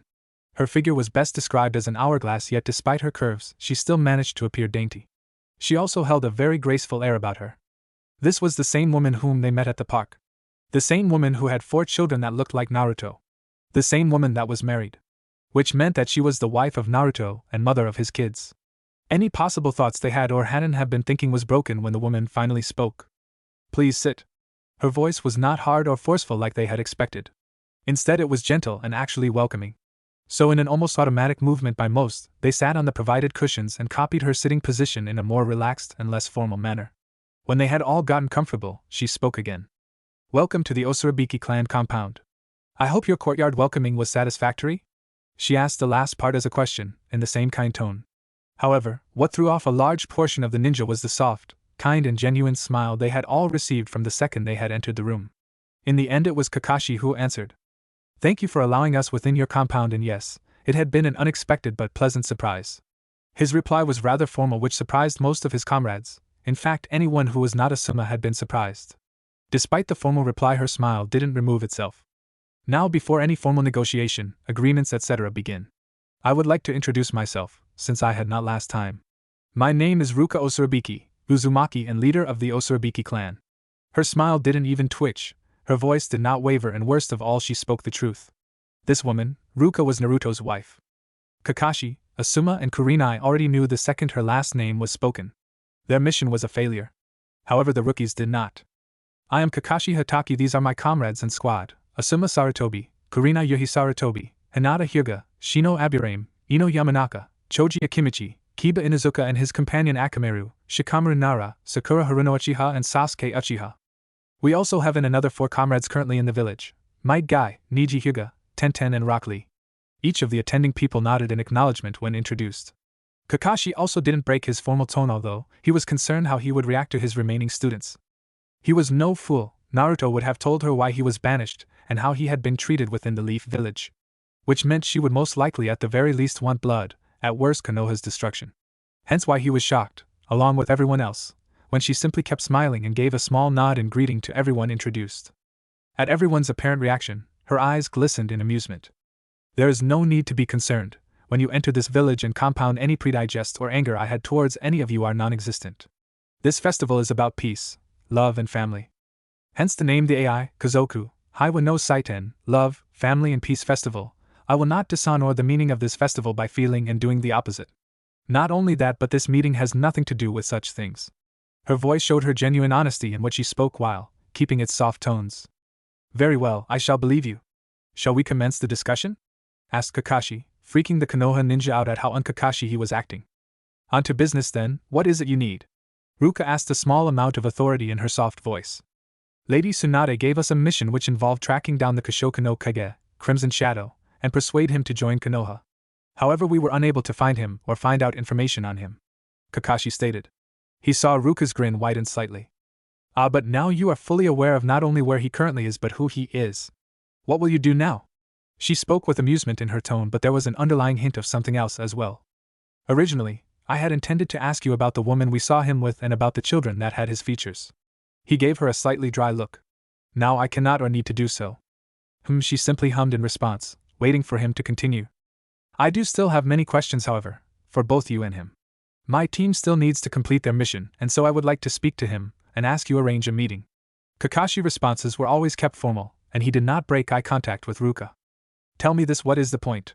She looked at everyone and her voice was the same. Before Kakashi could respond, a loud shout interrupted him. Because this is a mission, and he is our friend, yelled Kiba, not realizing he is being rude towards someone equivalent of a Kage. And? Ruka asked. And what, lady? Yelled Kiba in impatience. How does that matter or help you? Asked Ruka, eyes not leaving the Inuzuka. What do you mean, how does it matter? He is our friend, shouted Kiba, not understanding what Ruka is saying. Ruka shook her head. And how does that change anything, Inuzuka-san? She once again questioned. Do you truly believe that he will simply return with you because you are apparently friends? She continued. He has never let his friends down when they need him, and Konoha is his home, Kiba yelled with a slight growl, not noticing the darkening of her eyes. Kakashi, however, did and prayed to every kami, god, he knew for the mercy of themselves. You are a fool, Inuzuka-san, stated Ruka, her voice slightly colder than before. Kiba tilted his head in question and opened his mouth to shout, but was interrupted by Ruka. You call yourself friend, yet whenever he has needed help you were not there. You say by being this friend that he would do whatever you asked. You say Konoha is his home, yet he had no love, care, kindness, or family until it was too late. He is loved, adored, and worshipped here in Tsukigakure. He has a life he has built, even has a wife and children. I highly doubt that he will give all of it up, just because you simply ask him to. Even further, since you stayed a place that actively despised him home. Tell me something, Inuzuka-san. When he was starved, did you give him food? Were you his friend when he was glared at and isolated? Where were you when he was beaten? Yes, some friend you are. Konoha disdains him, Tsukigakure praises him, Konoha scorn and ridicule him, and Tsukigakure revere and cherish him. Do you see the difference? Why would he willingly return to the so-called home that discards him, from the place that willingly embraced him? Ruka asked. Her calm, ice-laced voice was filled with power as she spoke. Kiba looked down, having no response that he could possibly give. Other than that, why would I give up one of my most powerful and promising clansmen? Stated Ruka, returning the conversation back to a more political and formal route. Ignoring any personal connections to myself, I would gain nothing by giving him over to you, declared Ruka. Kakashi's uncovered eye twinkled. This is where he could work in getting Naruto back. But before even a single word was uttered from his cloth-covered mouth, he was interrupted again. What about the Sharingan? Asked Sasuke, who stood up from his siding positions confidently. Ruka's eyes flickered to him, in curiosity more than actual consideration. What precisely are you stating, Uchiha-san? Ruka asked with slightly guarded eyes. Sasuke bristled a little at being addressed as San rather than Sama, but quickly quelled it for this discussion. Exactly as I already said. I will give you a Sharingan wielder, in exchange for Uzumaki, pronounced Sasuke. Kakashi was cursing his black-haired student in his mind, when Ruka's eyes hardened into stone. Uchiha-san, I would be very careful of what you are implying. I am a married woman. Ruka's voice was as hard as her eyes. Sakura, however, was wondering how Sasuke could give a Sharingan wielder, when he was the only one left. Well, Osurabiki-san, considering you were willing to spread your legs for a dobe, idiot, and demon, I doubt you'd turn away an elite with actual worthy genes. Sasuke spoke nonchalantly, infuriating everyone that heard. Sakura was devastated that Sasuke would offer this woman such a thing. Especially since he refuses to do so with her and would not allow her to have his children, despite the counsels didn't matter though, because as soon as Sasuke finished speaking the room was blasted with chakra and killing intent, Ki. So strong, the floor cracked underneath Ruka. Enough. Her smile was gone, voice filled with anger and was saturated in ice, vibrated off the walls. Her eyes seemingly grew hard enough to solidify and her body radiated rage. However, they did not expect her next words. Sheath your weapons and step back, she commanded. Everyone turned to see a group of at least 10 all aiming weapons at Sasuke's vital spots. The closest 3 alone had the weapons inches from his neck. Had she not spoke when she had, his head would have been taken cleanly off. The presumed guards protested her order. Well, at least tried to protest. which she quickly stopped with a few words and a look. Do you not trust one can defend myself from a few words? Her glare could have frozen wastelands. They shook her heads and did as she had bidden. Her eyes turned to Sasuke. How dare you insult me in such a manner? I am Ruka Uzumaki Osurabiki, clan head and leader of the Osurabiki clan. I am the wife of Naruto Uzumaki and the mother of his children. I will not be compared to a common whore. You insolent swine that calls itself a man. Ruka's voice was heavy and filled to the brim with power. How dare you, filth? I am Sasuke Uchiha, head of the Uchiha clan. One of the elite. You should be grateful I offered my seed to you. Especially because you are the Dobe's seconds. Sasuke's voice was filled with anger due to the lack of respect. However, Ruka was far angrier, and this was her village. She displayed her position of power by standing. You are lucky I don't remove your head for such insults. You are arrogant and narcissistic, you are a child. She turned to Kakashi. Take your vile thing and leave my home. I shall allow you to stay within the village but obey my rules. If you are caught breaking my rules there shall be grave consequences. I will inform my husband of you all being here, and he will seek you out if he wishes. Leave. She dismissed them from her presence. She was honestly fighting not to murder the Uchiha, she did not want a war with Konoha if possible. She could not remove them from the village without them breaking the rules due to agreeing with Tsunade's request, which allowed them to stay until the end of the festival. Kakashi quickly agreed and left, grabbing Sasuke on the way out.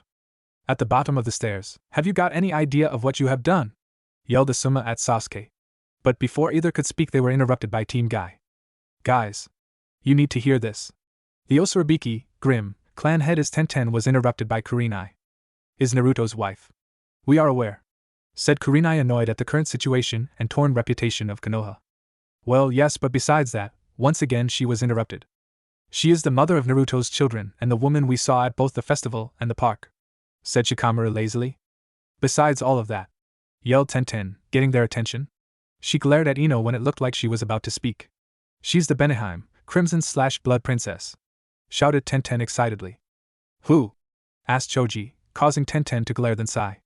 Just look at this, said Tenten as she held up a bingo book.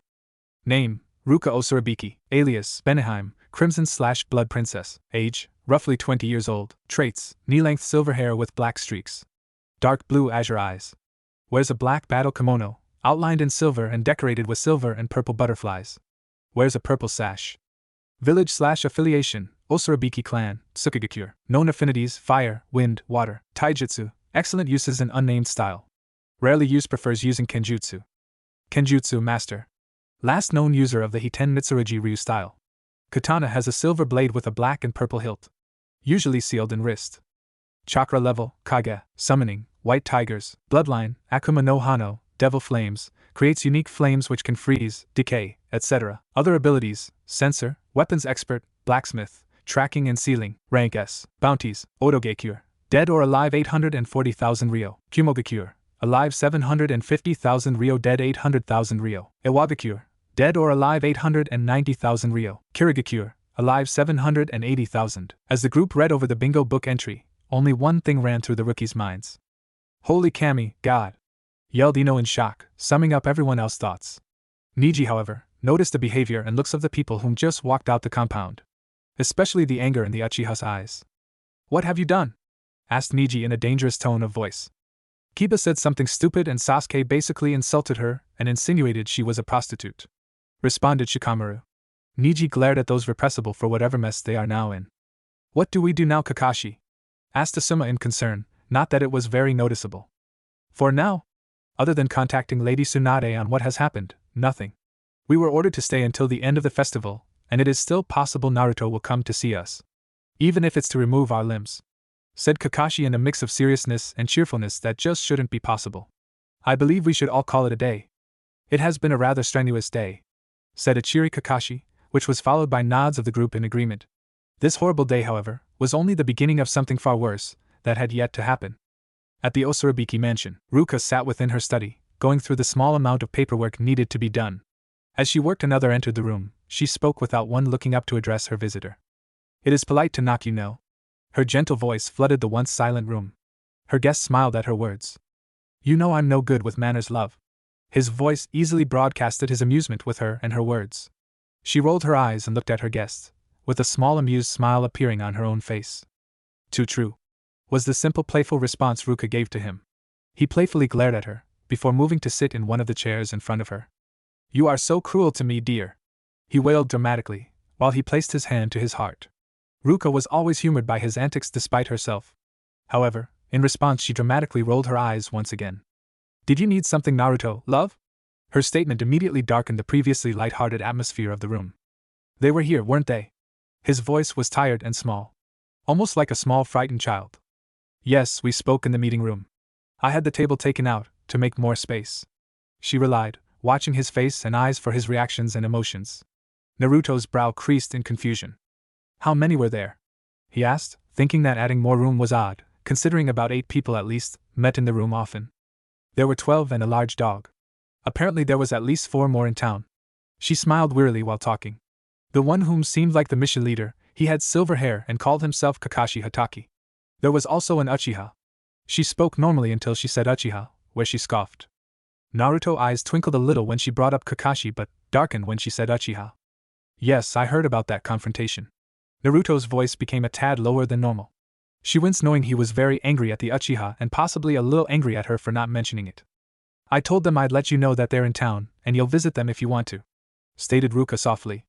Naruto nodded. "I'll let you know if I decide to go see them," he replied, standing and walking towards the door.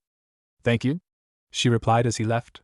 She hoped today would be relaxing and that their visitor from Konoha don't cause any trouble. In town, Sasuke however was not paying attention due to the fact he was too busy stewing in his anger and brooding over the meeting yesterday, as well as what Ruka had said to him. In fact, he was so busy moping over yesterday, and because he was expecting everybody to move out of his way, that he was surprised when his body knocked into someone else's, which due to his already bad mood and haughtiness, he simply got angrier.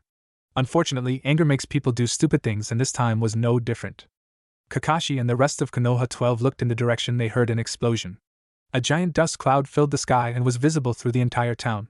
Soon several more explosions sounded and Kakashi's eyes widened when he realized someone was unaccounted for. He immediately ran off towards the explosions, followed by everyone else from Konoha. While running, Kakashi was begging with his mind, "Please tell me he's not that stupid." As Kakashi was running towards the explosion, so was Naruto. He however was taking a little longer since he knew any of the others nearby would be able to at the very least handle it until he got there. He wasn't all that concerned about why or who caused the explosions. No, he was far more worried about how his wife would react, and knowing her for as long as he had, he knew with little doubt she would be very angry. Kakashi finally reached the origin of the giant smoke clouds and explosions. As the smoke cleared, he saw Sasuke standing and being bound in what looked like thick red ninja wire. Across from him on the other side was a man who was a head shorter than Kakashi himself. The man was also wrapped in the same thick red wire. The man had long blue, almost green-looking hair. He wore a light blue male kimono and his eyes were a piercing amber. In between the both stood the vassal known as Kobayashi. The same thick red wire was held in his hands, binding the two troublemakers. "Enough! Both of you!" yelled Kobayashi, catching everyone's immediate attention and shocking everyone as well. No one could quite believe the warm man just yelled. Sasuke grunted and didn't stop struggling, while the blue-haired man relaxed slightly. "Kaido, what were you thinking? The commander is going to be furious with you," stated Kobayashi, while the blue-haired man now known as Kaido paled. Kobayashi finally turned his attention to Sasuke, who was still struggling against his binds. "I honestly don't even think I want to know what you were thinking. The commander is already pissed enough at you. After what you did yesterday, you are actually stupid enough to break her rules." Kobayashi glared at the Uchiha. He then saw Kakashi. "Keep your people under control." He looked at the two still wrapped in their binds. He suddenly loosened his hold and called his wire back, releasing the two. However, because there was no warning, Sasuke, who had still been struggling, lost his balance. Unfortunately, his fall only made him angrier. As he stood, he quickly went through several hand signs. No one noticed until it was too late, and he breathed in. "Sasuke, no!" yelled Kakashi in a feeble attempt to stop him before he released the technique, since he was too far away to physically. "Fire style, fireball jutsu." Sasuke then started firing fireballs towards Kobayashi and Kaido. Kaido deflected the fireball heading to him using the water style, liquid bullets technique. Kobayashi simply dogged his, knowing that nothing near him would get damaged. This continued for a little while, until Sasuke, wanting to catch Kobayashi off guard, shot a fireball to where he believed Kobayashi would dodge to next. However, he released the technique too early. The fireball was now, instead of hitting either Kobayashi or Kaido, was going to hit some civilians who had been one could do anything because they were too far away. Then suddenly someone dropped in front of the fireball. Everyone stood shocked as the fireball hit the mystery person and they erupted into flames. No one moved, all frozen in complete shock. Then all of a sudden the dark orange flame started changing color and rise. The pillar of blue fire swiftly settled and all that remained standing was one very angry Ruka Uzumaki Osurabiki. Ruka can't recall a time she had been so angry in her life. So far only yesterday seemed anywhere close, but, compared to right now, that felt like nothing. One look at the scene told her everything she needed to know. Unfortunately, she can't be rash right now, she needed facts. She took a single long intake and release of air, before she spoke. Explain. Now. The words were spoken as orders and her tone was biting. Kobayashi was the one who spoke up, mostly due to the fact he was the only one who wasn't in the wrong. Sasuke, Uchiha, and Kaido had already broken out in a fight when I had arrived. Once seeing what had happened, I restrained them both with my wire. After waiting for them to calm, I released the wire. In a sudden rage, Sasuke Uchiha attacked us with fire ninjutsu. Kobayashi reported easily. On Ruka's part, the only facial movement she made was her mouth, which twitched upwards slightly. Hearing that, Kobayashi tied them up. Kaido, as a member of the Osurabiki, Grim, clan, I expect better from you. I am quite disappointed in you. Since you also had a part in this mess, you will be punished. Understood? Ruka stated calmly. She always hated having to do this. But with the festival on, there were people from everywhere. If she allowed a clan member get away with fighting, others will think they can do the same. Kaido, looking chastised, nodded. Yes, I fully understand. Good. From today onwards you're grounded for 2 weeks and you have to help Momoko and Kijoro in the kitchen. Ruka said this with a sweet smile. Honestly, this is actually easy in terms of punishment. Kaido just groaned and nodded. Her eyes turned hard and the area dropped a few degrees. Her voice was like an iceberg, it was so cold. Now, Sasuke Uchiha. I do believe I already warned you not to break my rules. Not only have you openly insulted me more than once in my own home, but you have the sheer audacity to also break my rules, doing so by attacking at least one member of my clan. Her voice was cutting. Sasuke simply showed no care or remorse for his stupid actions. Ruka, seeing this, only got angrier. Do you not understand how serious this is, Sasuke Uchiha? Your actions nearly killed several civilians who are members of my village. I could legally kill you right now, as Lady Tsunade wouldn't be able to do a thing. Also, since you attacked 2 clan members and some of my villagers, I can punish you in any way I see fit. Ruka hissed. Venom was dripping out her mouth each time she said Sasuke Uchiha. Sasuke's held anger and disbelief, but also triumphant smugness, believing that she can't touch him because he's an Uchiha. Unfortunately for Sasuke, Ruka saw that belief and was happy to sadistically crush it. Sasuke Uchiha, in result of your foolish actions, I hereby sentence you to. Ruka, however, didn't get to finish her speech because she was interrupted by someone, and she wasn't happy about it, until she saw who had called out. Hold it! Yelled out a voice that seemed vaguely familiar, but none of the rookies or senseis, teachers, could place it. When they saw Ruka's head turn to snap at the interruption, they followed her line of sight. There in front of them stood Naruto in all his wore his infamous black trench coat, over his dark red muscle shirt. He wore his ANBU-style black pants, with black combat boots. His mask that he is famous for sat hooked on his left hip. He had his silver earring hanging from his right ear. For once he wasn't wearing his gloves and his leg wasn't taped. His katana appeared to be missing as well. His sapphire blue eyes sparkled at his wife in happiness as usual, however they lost any shine looking at the Konoha 12 and the senseis. He could easily see they hadn't changed much. He wasn't sure how to feel about the presence of Kakashi, Sasuke, or Sakura yet. His gaze traveled to his wife, who looked less than impressed at his interruption. Her eyes, however, told him to carry on. Now, love, before you possibly execute Sasuke and remove the Konoha 12 and their respective senseis, I'd like to actually talk to them. His voice sounded a tad cheeky, and if it had been anyone else, Ruka would have shown them why she was called the Crimson Blood Princess for their disrespect. Unfortunately for Ruka, or fortunately for Naruto, he wasn't anyone else. A sigh came from Ruka's lips as she nodded her consent, causing Naruto to smile brilliantly. Great! Now, Naruto began to speak towards everyone. When he was interrupted. Fight me, dope! Demanded Sasuke with arrogance. The Leaf Village residents wondered how Naruto would respond and was studying him closely. Naruto, however, just decided to ignore him.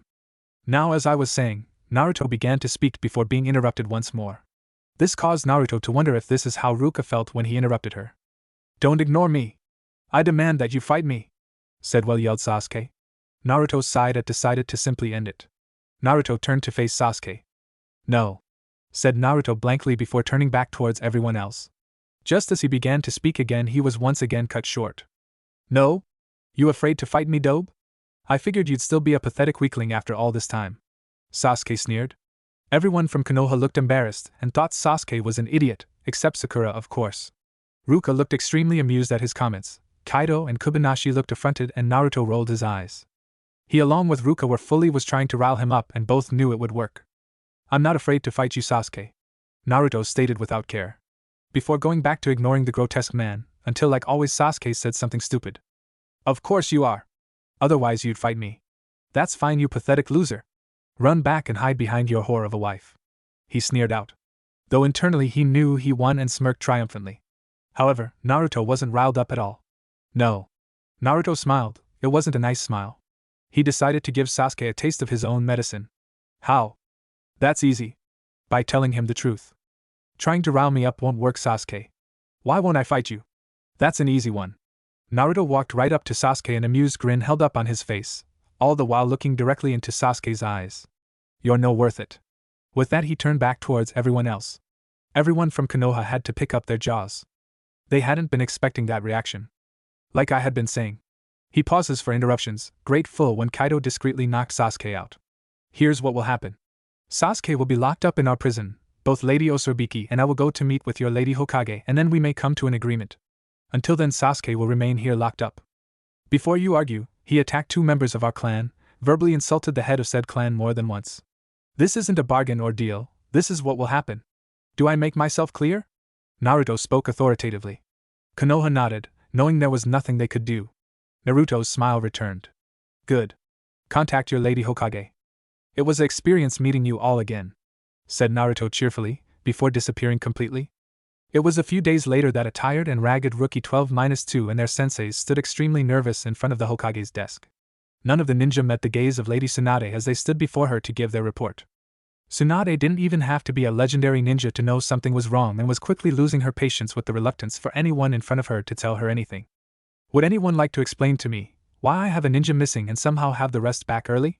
Tsunade asked with her voice calm with an undertone of pure threat. Her hands had perched together under her chin as she stared at the ninjas in front of her. After several long quiet moments, Tsunade's patience ran out. Now, she demanded harshly. It was with that order Kakashi caved and explained everything that had occurred. So you're telling me, not only did you insult the head of the Osorobiki clan, you discovered that Naruto is the Kashoku no Kage, Crimson Shadow, but is also married to the Beneheim, Crimson/Blood Princess, who is also the Osorobiki clan head. Naruto has 4 children. Sasuke is being held prisoner for attacking civilians in a foreign country and Naruto and his wife are coming to see me? Tsunade asked a little too calmly. At everyone's nod she sighed. I need my bloody sake, Tsunade said with an exhausted tone, while running a hand down her face. The room remained quiet waiting for Tsunade to give an order or dismiss them. Tsunade took a deep breath chanting in her mind that she couldn't kill her ninja or leave Sasuke to die, no matter how much he deserved it. It wouldn't be worth the paperwork, or the whining those pesky elders. All of you leave now and do not. I repeat, do not speak to Naruto or his wife unless I say so. Report to me tomorrow for a new missive. Dismissed. Tsunade spoke in a no-nonsense voice. Everyone left in silence. Shizen came through the door with a bottle of sake and a cup in hand not long after. Tsunade looked at her apprentice and longtime friend in shock. I thought that you might need it, I heard everything through the door. Shizen spoke softly as she placed the items on the desk. As soon as the cup and jug touched the desk, Tsunade poured the sake and within seconds the cup was empty and Tsunade poured herself another. Naruto is an S-class ninja, said Tsunade in a dreary tone while looking into her sake cup. I know, stated Shizen in a slightly somber voice. He got married, Tsunade said to the same tone as before, not looking up. I know. He has children now. I know. He's got 4 of the pests. So he has. He became the co-head of a ninja clan and village. Yes, he is Lady Tsunade. He's all grown up now and he hates us, Tsunade said in despair, placing her head on the desk. I wouldn't say that he hates us, Lady Tsunade. He really only got angry after Sasuke insulted his wife twice, and nearly killed innocent civilians. Also, he is coming to the village, he wouldn't do that if he hated us, said Shizen, attempting to comfort her longtime friend and teacher. That's just it. Why is he coming here to the village? Said Tsunade asked in a frustrated tone. Don't you want him to come back, Lady Tsunade? Of course I do, Shizen, but that doesn't mean I understand why he's coming here, Tsunade said, running a frustrated hand through her hair. What do you mean, Lady Tsunade? Asked Shizen, confusion in her tone and on her face. Naruto, even if he is a co-clan or village head, is still banished. He still technically can't come here without breaking his banishment order. However, we could have gone to his village, and he wouldn't be taking such a large risk, stated Tsunade. But didn't the council rescinded his banishment order? asked Shizen. It doesn't work like that. Even if the council rescinds the order, it has to go through the proper channels, and by the order of banishment Naruto is still banished, until he has been informed otherwise. The council added this stipulation in order to prevent him coming back if I found a way to remove the order later. Because Naruto would have to be informed as a ninja of the leaf. Which means I give the official order to a ninja and have them find Naruto and bring him back, or he has to enter Leaf Village land for him to find out. The order prevents him from entering anywhere near Konohagakure. The first option would most likely have been interfered with by the council or Danzo at the time, to prevent his return. Not only that, but he would have a better political advantage by us going to his village. Stated Tsunade, her anger at the past actions of the council easily heard. Shizen nodded in understanding to her teacher's and longtime friend explanation. Tsunade looked up from her sake cup, looking at her apprentice with sad, tired eyes. I miss my Gaki so much, Shizen. I don't want to see him as an enemy. I don't want to see the resentment or bitterness he is sure to have in his eyes for my current and his former village. Yet I know I will. But Shizen, do you think he missed me as well? Asked Tsunade, her voice small and her eyes looking lost. Shizen simply walked over and placed a comforting hand on her teacher's shoulder in silence. In Tsukigakure, Sasuke sat in a small dark cell, having been placed there after being taken away by members of the Grim clan. The cell was made of concrete. Silver metal bars held the front of the cell. On the bars, door, walls and floor were seals that had been engraved. The seals suppressed and absorbed chakra, along with reinforcing the floor, walls and door of the cell. It made escape completely impossible from the inside or outside. The seals prevent digging or breaking, and to enter the cell you have to have been added to the seal matrix, and also know the unlocking code.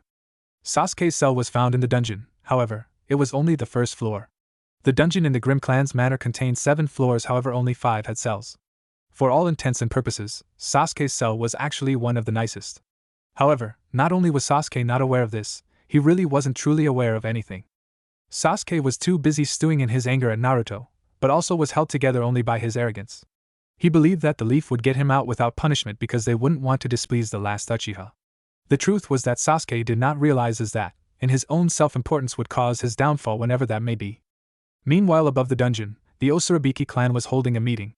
The room was large and similar to the previous room in everything, but there was less seats and a long rectangular table in the center. This was the council room, where all of the advisors met with the commander. However, unlike normal shoji, doors on both sides of the room were opened wide for the rest of the clan to gather. Naruto sat on the right-hand edge of the platform leaning on the white wall. The council was gathered around the table and the clan was seated or standing around.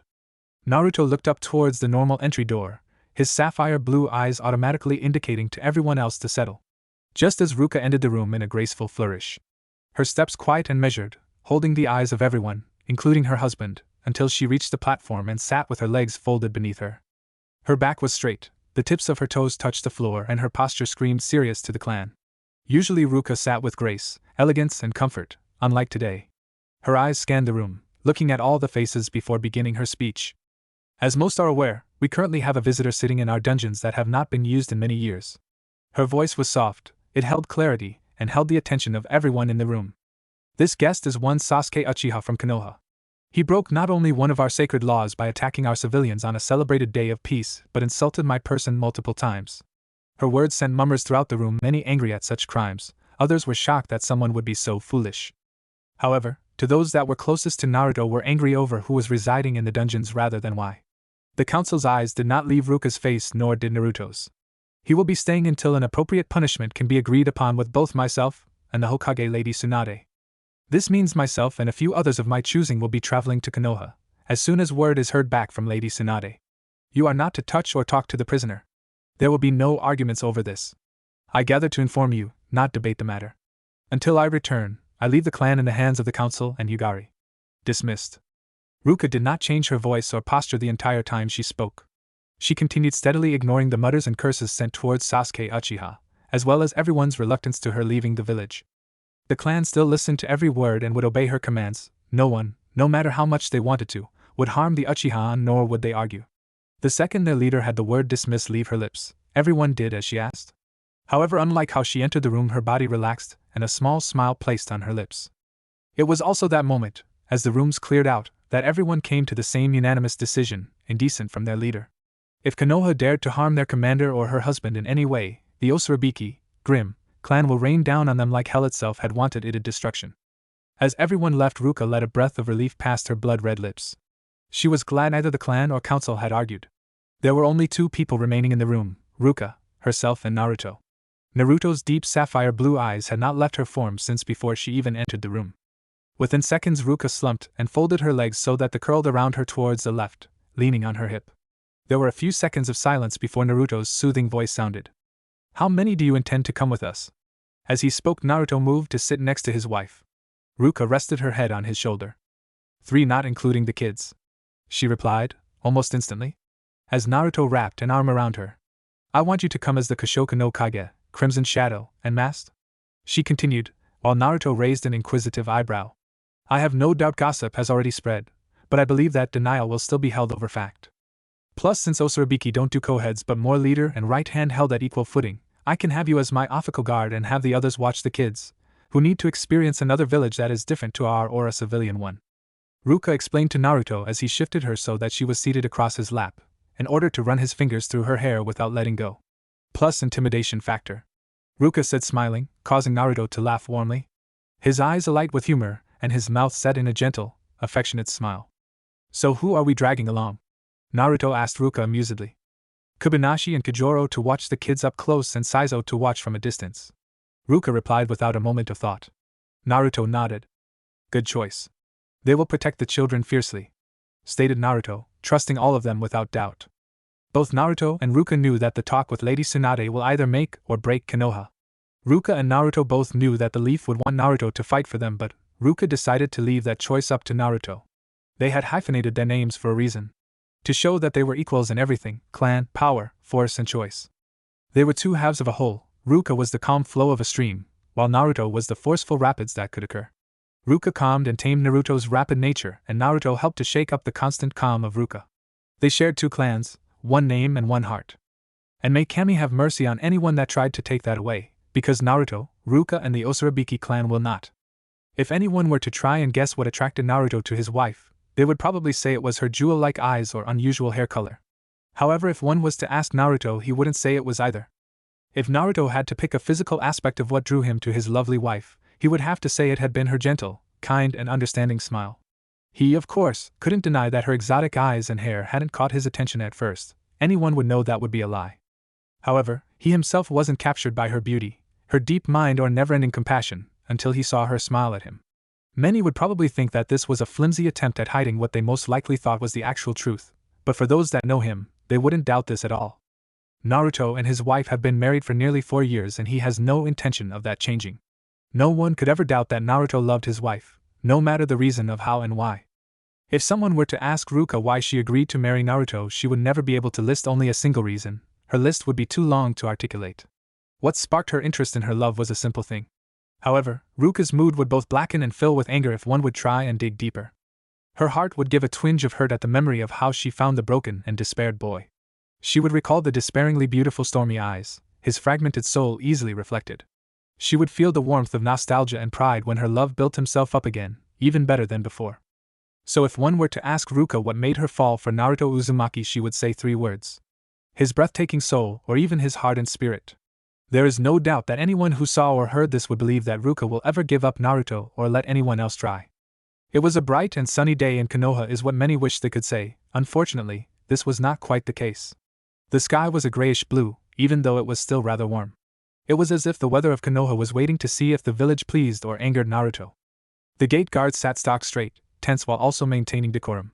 A nervous yet determined Tsunade stood just inside the gate. Alongside Lady Tsunade stood, a faithful and dutiful as ever Shizen, an energized guy, a lazy but secretly on point Kakashi, as serious and scary as ever Ibiki, and finally a very anxious Irika. The group stood to wait on edge for the Tsukigakure, Hidden Moon Village, delegation, hoping that Naruto, the son of Konoha and holder of the Will of Fire, would be along with them. Tsunade knew that today was the day that could make or break Konoha. The Leaf Village would never be able to stand against Tsukigakure in a war. Despite having a larger force, Konoha has been focused on quantity rather than quality when it has come to training and teaching shinobi over the past few years.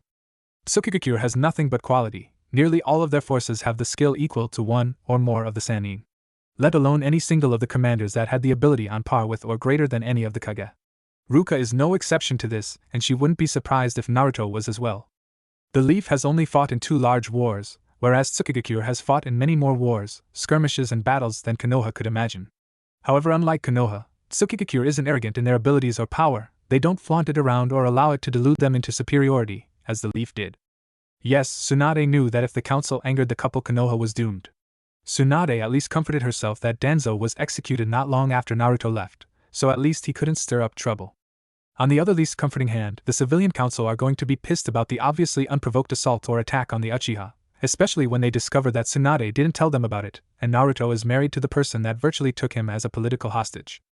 She knew that they'd probably screw up the negotiation, so badly that Sasuke will most likely be executed and the village razed to the ground. Iruka was anxious and thrilled at the thought of seeing Naruto again. He took it hard when Naruto banished, and if it hadn't been of Iam, he didn't want to think what could have happened. From the day Naruto left until now, he always used to recall the small blonde sunshine of energy that couldn't sit still to save himself and his determination. He sometimes uses Naruto, or his pranks as examples in his class. He hoped that Naruto was happy and also didn't hate him. He also wanted Naruto to say hello to Iam, and share the news of their engagement. He also couldn't wait to meet his Suda little brother's wife and children. It was time to see what kind of man the little hyperactive ball of sunshine he remembered had turned into. Eventually, they saw 4 adult silhouettes and 4 rather small shadows walking between them. The Konoha ninjas didn't dare blink as the black-shadowed human blobs moved closer toward them, and the light reveals the people they were waiting for. The Konoha group took in the sight of their former comrade and the joy at seeing him once more, even when they couldn't see his face and that he changed so much over the years. Naruto had been the first they'd seen. He was wearing his mask that was decorated in markings that they couldn't decipher. His single silver earring dangling from his right ear. He wore his signature black trench coat that differed from Ibiki's own. His red muscle shirt sat tightly to his now tall and large form without outlining his strength. Black customized umbu-style pants that had more pockets than necessary covered the tops of his black ninja combat boots. He has white tape wrapped tightly around his left leg and has a kunai holder on his left hip, while his shuriken holder sat on his right leg. His hands were clad fingerless black gloves to give his hands a better grip. On his back sat the katana that is known as Iron no Kizuato, Eternal Scar. It was red and white-handled, with a black sheath, and was rumored to have a unique black blade. The group of Konoha ninja were amazed at how grown-up and mature Naruto looked. Never in a million years when they heard Kakashi's report could they imagine him as he is now. It brought tears to both Tsunade and Shizen's eyes and pride within Iruka's. The next person they saw after drawing their eyes away was Ruka Osurabiki. Well, that should be Ruka Osurabiki Uzumaki now, if what they'd learned was true. She was still as gorgeous as ever, her long knee-length silver and black hair picking up the sunlight, making it almost sparkle. She was walking or gliding as graceful as ever, making it seem that she was floating rather than walking. Her black battle kimono sat off the shoulders and reached her calf in length. The long sleeves of the kimono covered up to the beginning of her dainty fingers. The kimono flared outwards in an upside-down V shape at the knees. The black kimono was outlined in silver and decorated with a purple and silver butterfly pattern. The sash that tied the gown was purple and was outlined silver with the rest of the kimono.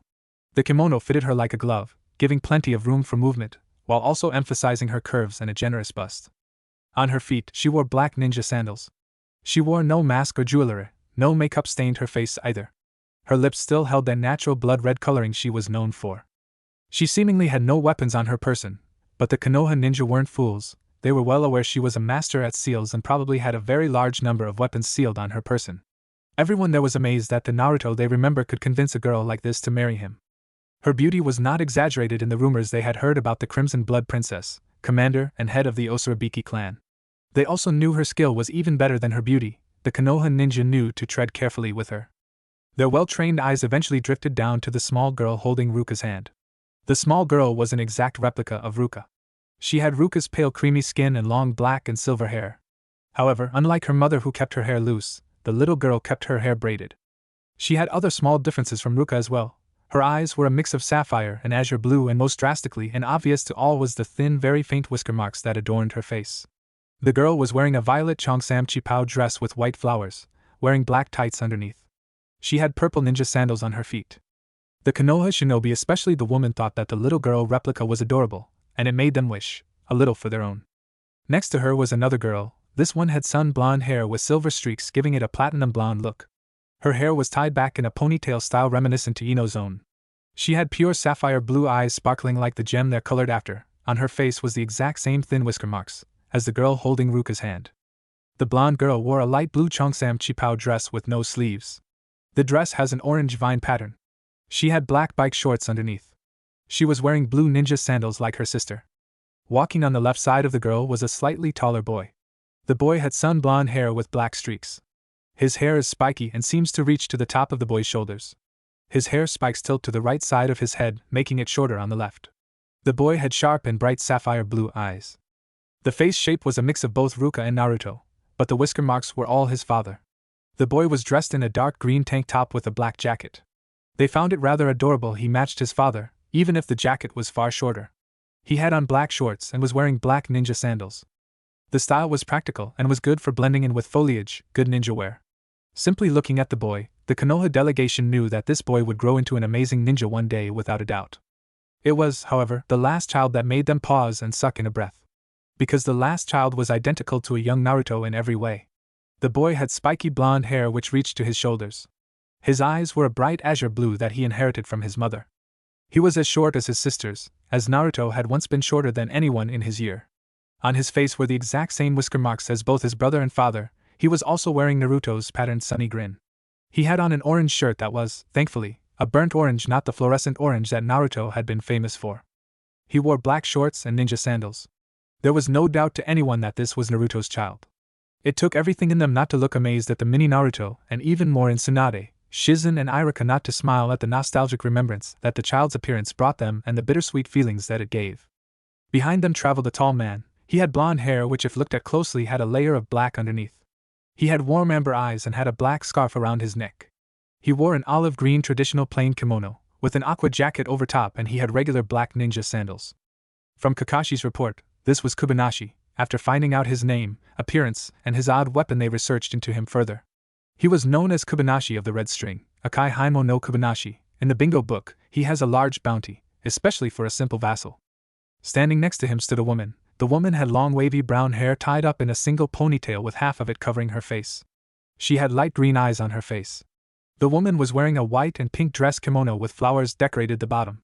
The kimono highlighted her voluptuous features, such as her large bust and curves.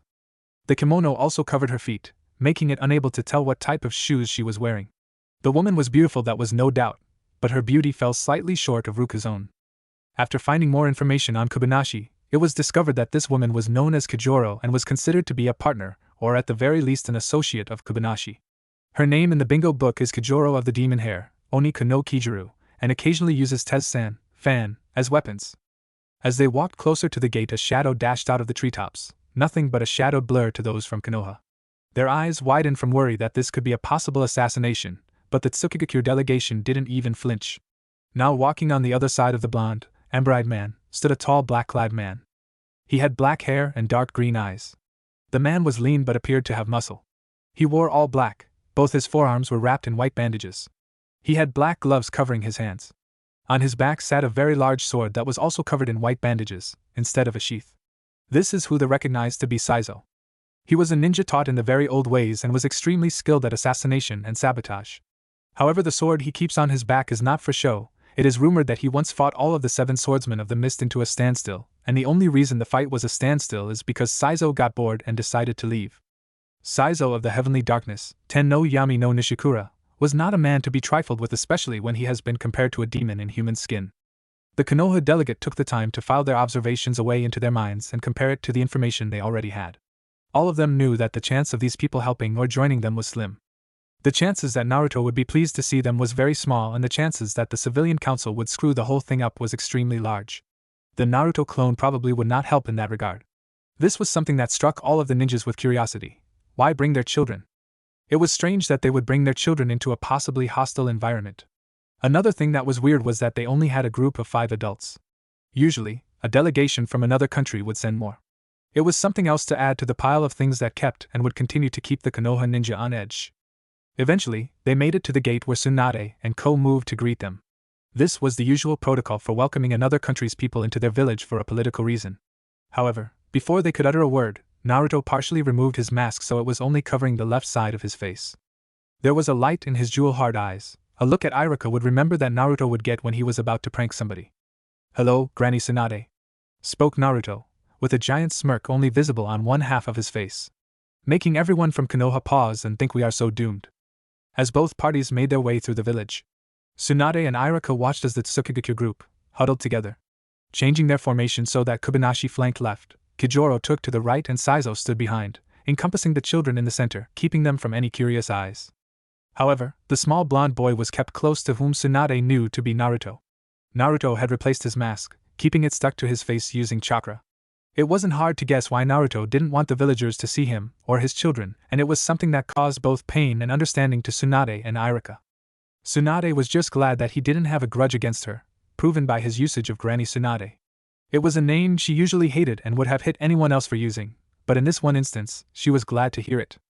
It was actually the only thing she'd heard from Naruto since his arrival, straight after the obvious statement of forgiveness and non-blame. Lady Ruka Osurabiki Uzumaki asked to head to the tower. Everyone could see the ploy for what it was, preventing the village from knowing his identity, and lowering the chances of other children being spotted. It was the protective instincts of a mother and a wife at their finest.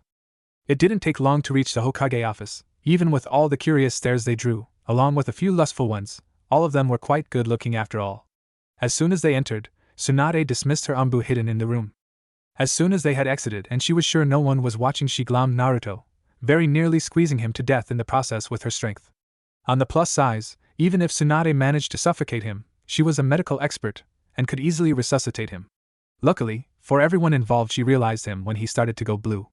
Then after regaining his breath, he removed his mask and placed it on his hip, removing it completely. "Oh Gaki, look at you all grown up and you are married with kids. Did you know you're the first of your former graduating class to have kids? How have you been? How did you and Lady Osurabiki meet? There's just so much I've missed because of that stupid council." Tsunade sped the words out of her mouth without so much as breathing. It was extremely unusual to regular Tsunade. However, it wasn't every day the boy she saw of a son return after a 7-year-long absence. "Lady Hokage, perhaps it would be better to conduct business first?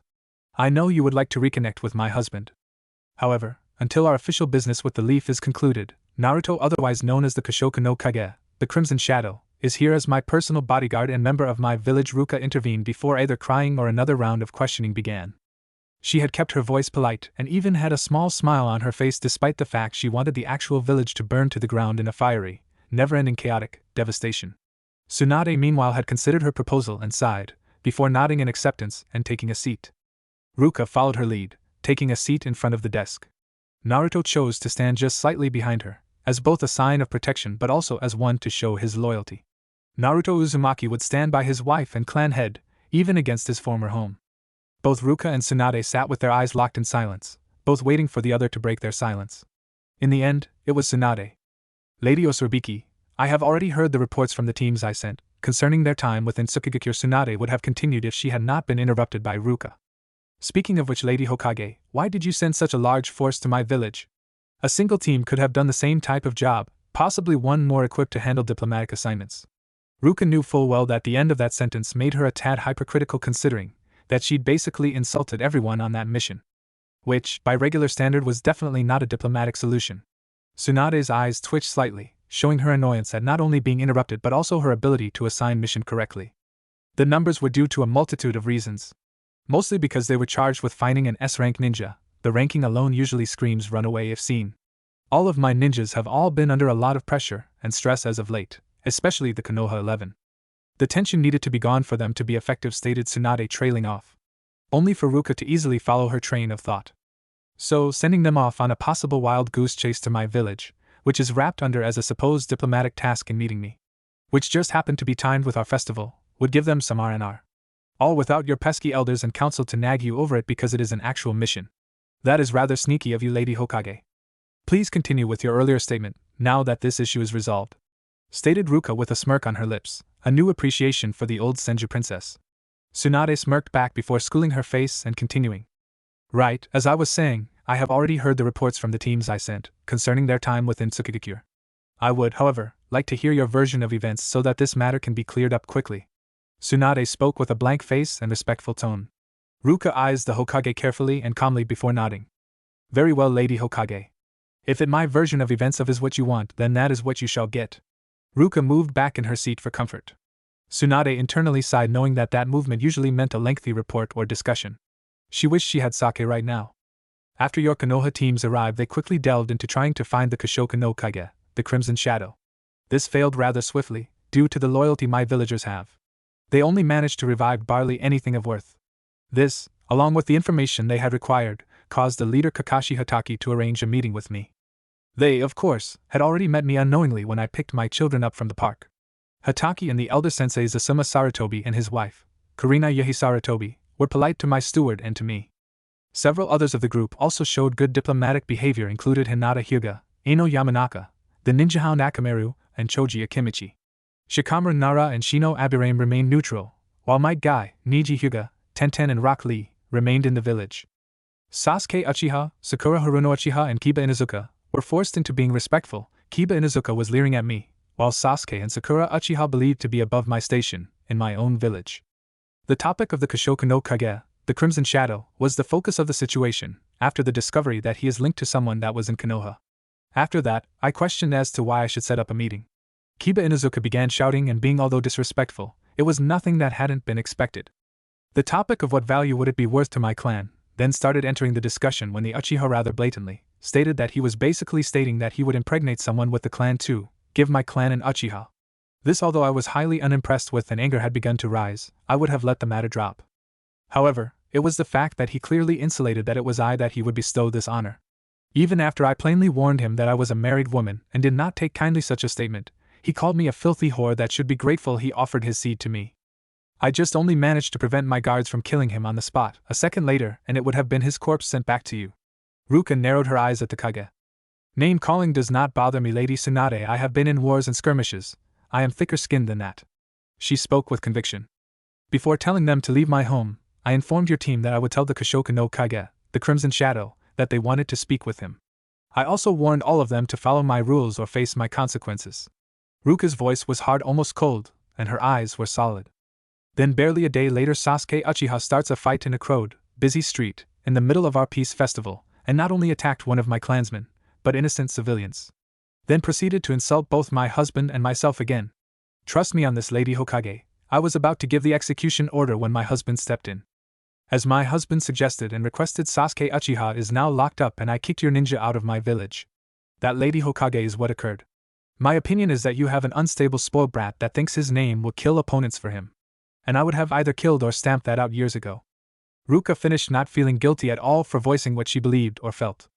Meanwhile, Tsunade knew before Lady Osurabiki began that she would end up needing sake, that need more than doubled before Ruka had even finished. This is why she wanted to execute him years ago, but no, the council wouldn't let her. The advisors said it'd be bad for the village. Now she just wished that she had executed all of them together. She sighed and then quickly drew herself up. Oh why did she agree to this job in the first place? Lady Osurabiki, it is clear from all versions I have heard that Sasuke Uchiha is the one at fault. I humbly apologize for all the trouble and offense his actions and careless words have caused. We have always held the Osurabiki clan and Tsukigakure in high esteem.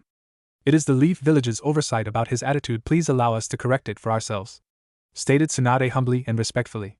Many Kage would feel it beneath them to apologize to anyone, let alone a clan village. However, Tsunade wasn't a fool and believed that if the Beneheim came to another Kage's village under similar pretenses, that they would scramble to make her happy, even if that meant apologizing. Ruka Osurabiki was a ninja on par with the three Sannin, in their prime. Hell, it is rumored that no one has actually seen the full extent of her power, so if the woman who could personally level your village came knocking, you answer the door, no matter what. I thank you for your kind words and meaningful apology, Lady Hokage. When Ruka responded, Tsunade discreetly let out a breath. She had worried that this would be difficult. The Osurabiki, Grim, clan have always protected their own, even from words. Sasuke's words would look as if he was insulting the whole clan, and Ruka would no doubt be more protective of her husband and children than anyone else. Sasuke Uchiha ignited a fire best left unlit, and Kami, God forbid, Ruka Osurabiki demand Sasuke's head in recompense for the insults to her clan and village. The council will have kittens. Let alone what else she could demand from the village due to the insults towards her, her husband and children, including the heir to the Osurabiki clan. Any sense of relief soon shattered when Tsunade heard Ruka's next sentence. However, Lady Hokage, how can I trust that you will provide proper punishment towards Sasuke Uchiha? After all, he betrayed this village and was barely scolded. Plus, my clan members really want to handle him themselves. I had to place an order out to prevent them from harming him while I am gone. On top of that, Lady Hokage, my clan elders and advisors are telling me that they want payment towards the slight against my clan, and there are also the civilian citizens I need to consider. In other words, Lady Hokage, why should I give him to you? Ruka stated calm, almost as if she'd been talking about the weather. Tsunade, on the other hand, was internally sweating. I understand your desire to have your clan punish him personally, Lady Osurabiki, However, Sasuke Uchiha is a Konoha ninja. For that reason alone it must be the leaf that carries out his punishment. Would a compromise of some sort be acceptable to you? Tsunade spoke sounding convicted and strong, even if she was begging Ruka to accept internally. Very well, Lady Hokage, what do you suggest this compromise be? Stated Ruka, not even pausing to consider the offer. Little did Tsunade know that Ruka was aware that this is the route Tsunade would take to please her clan. The Osorobiki clan can choose Sasuke Uchiha's punishment on top of what I shall be giving him. The punishment decided by your clan must come through me first, and it cannot be suicidal or career-ending. The leaf will pay all damages caused by Sasuke's fight, and both the village and the Uchiha will send money to the civilians that were nearly harmed by Sasuke. Please believe me when I say that Sasuke Uchiha will not get a slap on the wrist for his behavior. Stated Tsunade, knowing that this is the best she could offer the angry clan head. I accept those terms, however, I would like to add something of my own. Sasuke Uchiha's Sharingan will be sealed, not only until his punishment is decided but also during it. The Sharingan can only be unsealed when he has completed his punishment. He should also not be allowed to take missions until then either. Ruka declared with confidence and authority. Tsunade nodded in agreement, she found that to be fair. Anything else you wish to add before we form an agreement? Questioned Tsunade, not realizing she would wish that she'd kept her mouth shut afterwards. Ruka blinked as she remembered something. Yes, actually, I want a formal apology from Sasuke Uchiha once his punishment has been completed. If he does not, he shall be punished again. This will continue until he apologizes.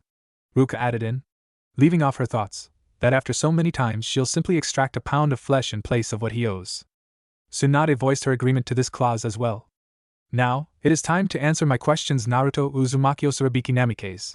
Tsunade demanded, looking towards a certain masked blue-eyed blonde. Naruto removed his mask and blinked at the Hokage. Ruka looked similarly confounded. They looked at each other and had a quick conversation through their eyes. Could you repeat that name, Granny? Naruto asked, confused by what she called him. After all, it was possible he'd misheard. Unlikely, but still a possibility. I said Naruto Uzumaki Osorobiki Namikaze.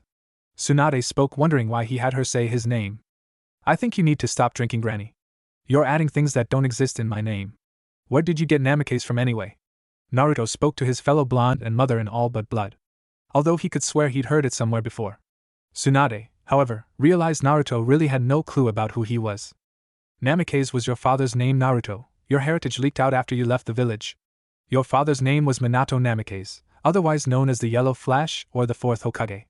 Tsunade cleared up. Surprised he didn't know, after all pretty much the entire elemental nations did. The news was quickly leaked after the village found out. The hidden villages had been scouring the land to find the Fourth's heir. I am the son of the Yellow Flash? What the hell, Granny? Why was I not told this? In fact, while we're on the subject, why was I never told that the Uzumaki was a clan? Naruto ranted, far more calmly than his younger self ever would have. But let's be fair here, not every day you find out your idol was your dad and that you had been lied to all your life. Yes, Naruto, the Fourth was your father. You weren't told because, let's be honest, back then you could keep such a thing to save yourself. Plus people all over the place would be trying to kill or capture you. As for the Uzumaki thing, I assume it's a similar reason, the Third never wrote down anything about it. Besides, the Uzumaki were normally talked about in the academy. Tsunade said, half exasperated at the council but also swearing from hell to high heaven at the Third, the council and anyone else involved with this bloody conspiracy. Kami, Granny, stop adding more names to the one I already have. I am lucky enough as it is that I only have to sign the relative documents involving that name. Like Uzumaki clan issues at Naruto Uzumaki, that's science. The only reason Ruka and I hyphenated was to join the two clans together. Naruto spoke, groaning. Thank God he and his kids are his only clan members, because otherwise, he'd have a hell of a lot more of that bloody paperwork. Like for his wife Ruka. Anyway, brat, no more dodging, it's time or an explanation now. Said Tsunade, who was not about to let this juicy gossip about her brat get away. Naruto sighed at his pseudo-mother's behavior. What would you like to know? Asked Naruto, knowing that there was no way to get out of his fellow blonde's questioning. Besides, he had some questions of his own for his granny. Well, when did you meet Lady Osorobiki and how long have you been married? Tsunade questioned curiously, internally jumping up and down at getting all the gossip before anyone else in the village. I met Ruka a few months after my forced relocation. She found me half-starved, in a nowhere village, and introduced herself. She asked me to travel with her when she left. I agreed. Eventually, we got together romantically and remained that way. We've been married for roughly 4 years. Naruto spoke clearly and precisely, but not revealing any important or specific details, like the village name or exact dates. This is so their movements couldn't be traced by anyone that is either listening in or finds out about this story.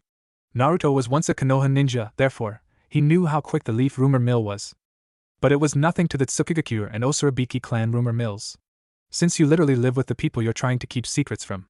Tsunade blinked a bit at the new information. She honestly wasn't expecting such evasive and yet factual. The plus side, she was doing a mini chibi dance in her mind for learning this first.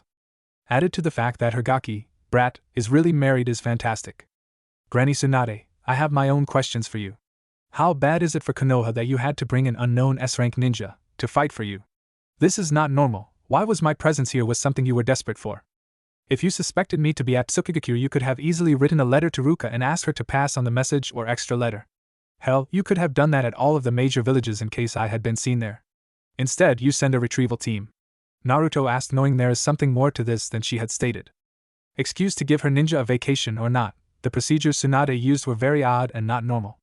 Especially sending a retrieval team that had no knowledge other than a vague description and a bingo book entry. Tsunade sighed loudly and looked like she aged an extra 40 years with his questions. The Akatsuki has teamed up with Odo, Hidden Sound Village, and IWA, Hidden Rock Village. All three are getting ready to declare war on the Leaf Village. My ninjas are not equipped to deal with multiple S-rank ninjas, a Sannin and a Kage plus all of their combined forces. I figured having an S-rank that has killed at least 2 confirmed Akatsuki members could help us, stated Tsunade. She knew more than anyone that no one had the right to ask her gaki to fight for them. They banished and threw him away until it was convenient. Whether they knew that he was the Kashoka no Kage, Crimson Shadow, or not. I know I have no right to ask this of you, Naruto, but now that you've heard our plight, would you be willing to fight for this village one last time? Meanwhile, in the village, Naruto and Ruka's children were exploring, Kobayashi and Kijoro following behind them while Saizo discreetly followed behind them. The 4 children were amazed at the large village that looked far more industrialist than their home village, and eventually decided to play at a nearby park that Kijoro spotted. Both Kijoro and Kobayashi sat down a far distance to allow the kids playtime without crowding them. However, they maintained a distance that would allow them quick access if a threat occurred. Saizo occupied a tree nearby, lazily watching for danger. Kijoro smiled at their charges playing with the other children. The children often did this with the orphans of their own village. As Kobayashi pursued the area, he spotted a familiar pink-haired girl. Yes, girl, not a woman, because that is truly what Kobayashi saw her as. A girl who fancies herself in love and in a happy marriage to the man she desired and yet never actually, knowing or understanding what the emotion was. It had been something he had seen in the war and in several arranged marriages. Fake happiness and love to convince themselves that they snagged the best man. She had seen them as well and made her way over. Sakura had been wandering the village in deep thought. A few hours ago she had a talk with her friend Ino. After what Sasuke had done in Tsukigakure, especially the offer he had made the Osurabiki clan head, not to mention attacking innocent people, had caused her to question her love and dedication to Sasuke. In truth, Sasuke was not truly her husband, for they had never consummated their marriage, and she also knew he only married her because the council forced it. She concluded long ago that he wouldn't have even looked her way, if not for the order. However, she had dedicated to pleasing him, attempting to convince him that he could love her and she could be the wife he needed. Yet, no matter what she did, he was never happy and blamed her. Her thoughts had broken at the sound of children playing and laughing. That was something else Sasuke continued to deny her, a child. It was then that she noticed the vessel Kobayashi and the woman Kijoro. She decided to talk to them to find out what could happen to her husband under their laws, and because, to be completely honest, she was lonely, and they seemed friendly. After receiving warm smiles and a gesture to sit, she cautiously did so. Unknowing that this conversation would give her the answers she needed, even if they were not what she wanted to hear. Sakura did not know that by accepting her entire life and perception would change. Kijoro and Kobayashi smiled warmly at the girl and gestured for her to sit with them. Anyone could tell she needed company. The 3 of them gave polite introductions and small talk before falling into a peaceful silence. It did not take long for Kijoro to break it. What's on your mind, Blossom Girl? Kijoro was never rude but also didn't conform to regular social standards unless necessary. Plus she knew informality is what was needed here. Excuse me? Sakura stuttered, being put off balance by the brazenness. While Kobayashi silently laughed. Kijoro simply blinked at her. You obviously need to talk, so talk. I just wanted to find out what could happen to my husband, said Sakura, unconvincingly. Possibly, but there was something else on that mind of yours first, that has had you totally confused and even upset. Kijoro is and always has been insightful about people. Sakura looked surprised. I had just come from a conversation with my friend Ino about Sasuke, and his recent actions has caused me to question, well, everything, stated Sakura in a sad and confused tone, as if she was exhausted down to her bones. Ah, yes, I had heard about the offer he made our dear sweet commander at the meeting. That must have been quite the shock to you, not to mention insulting. Tell me something, how does Sasuke normally treat you? Kijoro already figured that answer out for herself, but it's time that Sakura did as well. The blinders have started lifting, now it's time to rip them off. Sasuke just has difficulty showing his emotions and no marriage is easy. I just know that he loves me even if he doesn't express it, stated Sakura, trying to convince herself more than anything. Kijoro, however, just looked at her knowingly. So it's normal for him to make an offer to impregnate other women, even married ones, even before he gave his own wife a child of their own? Sakura looked at the woman gaping and befuddled.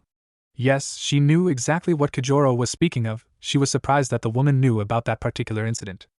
But that wasn't the reason Sakura was without a response.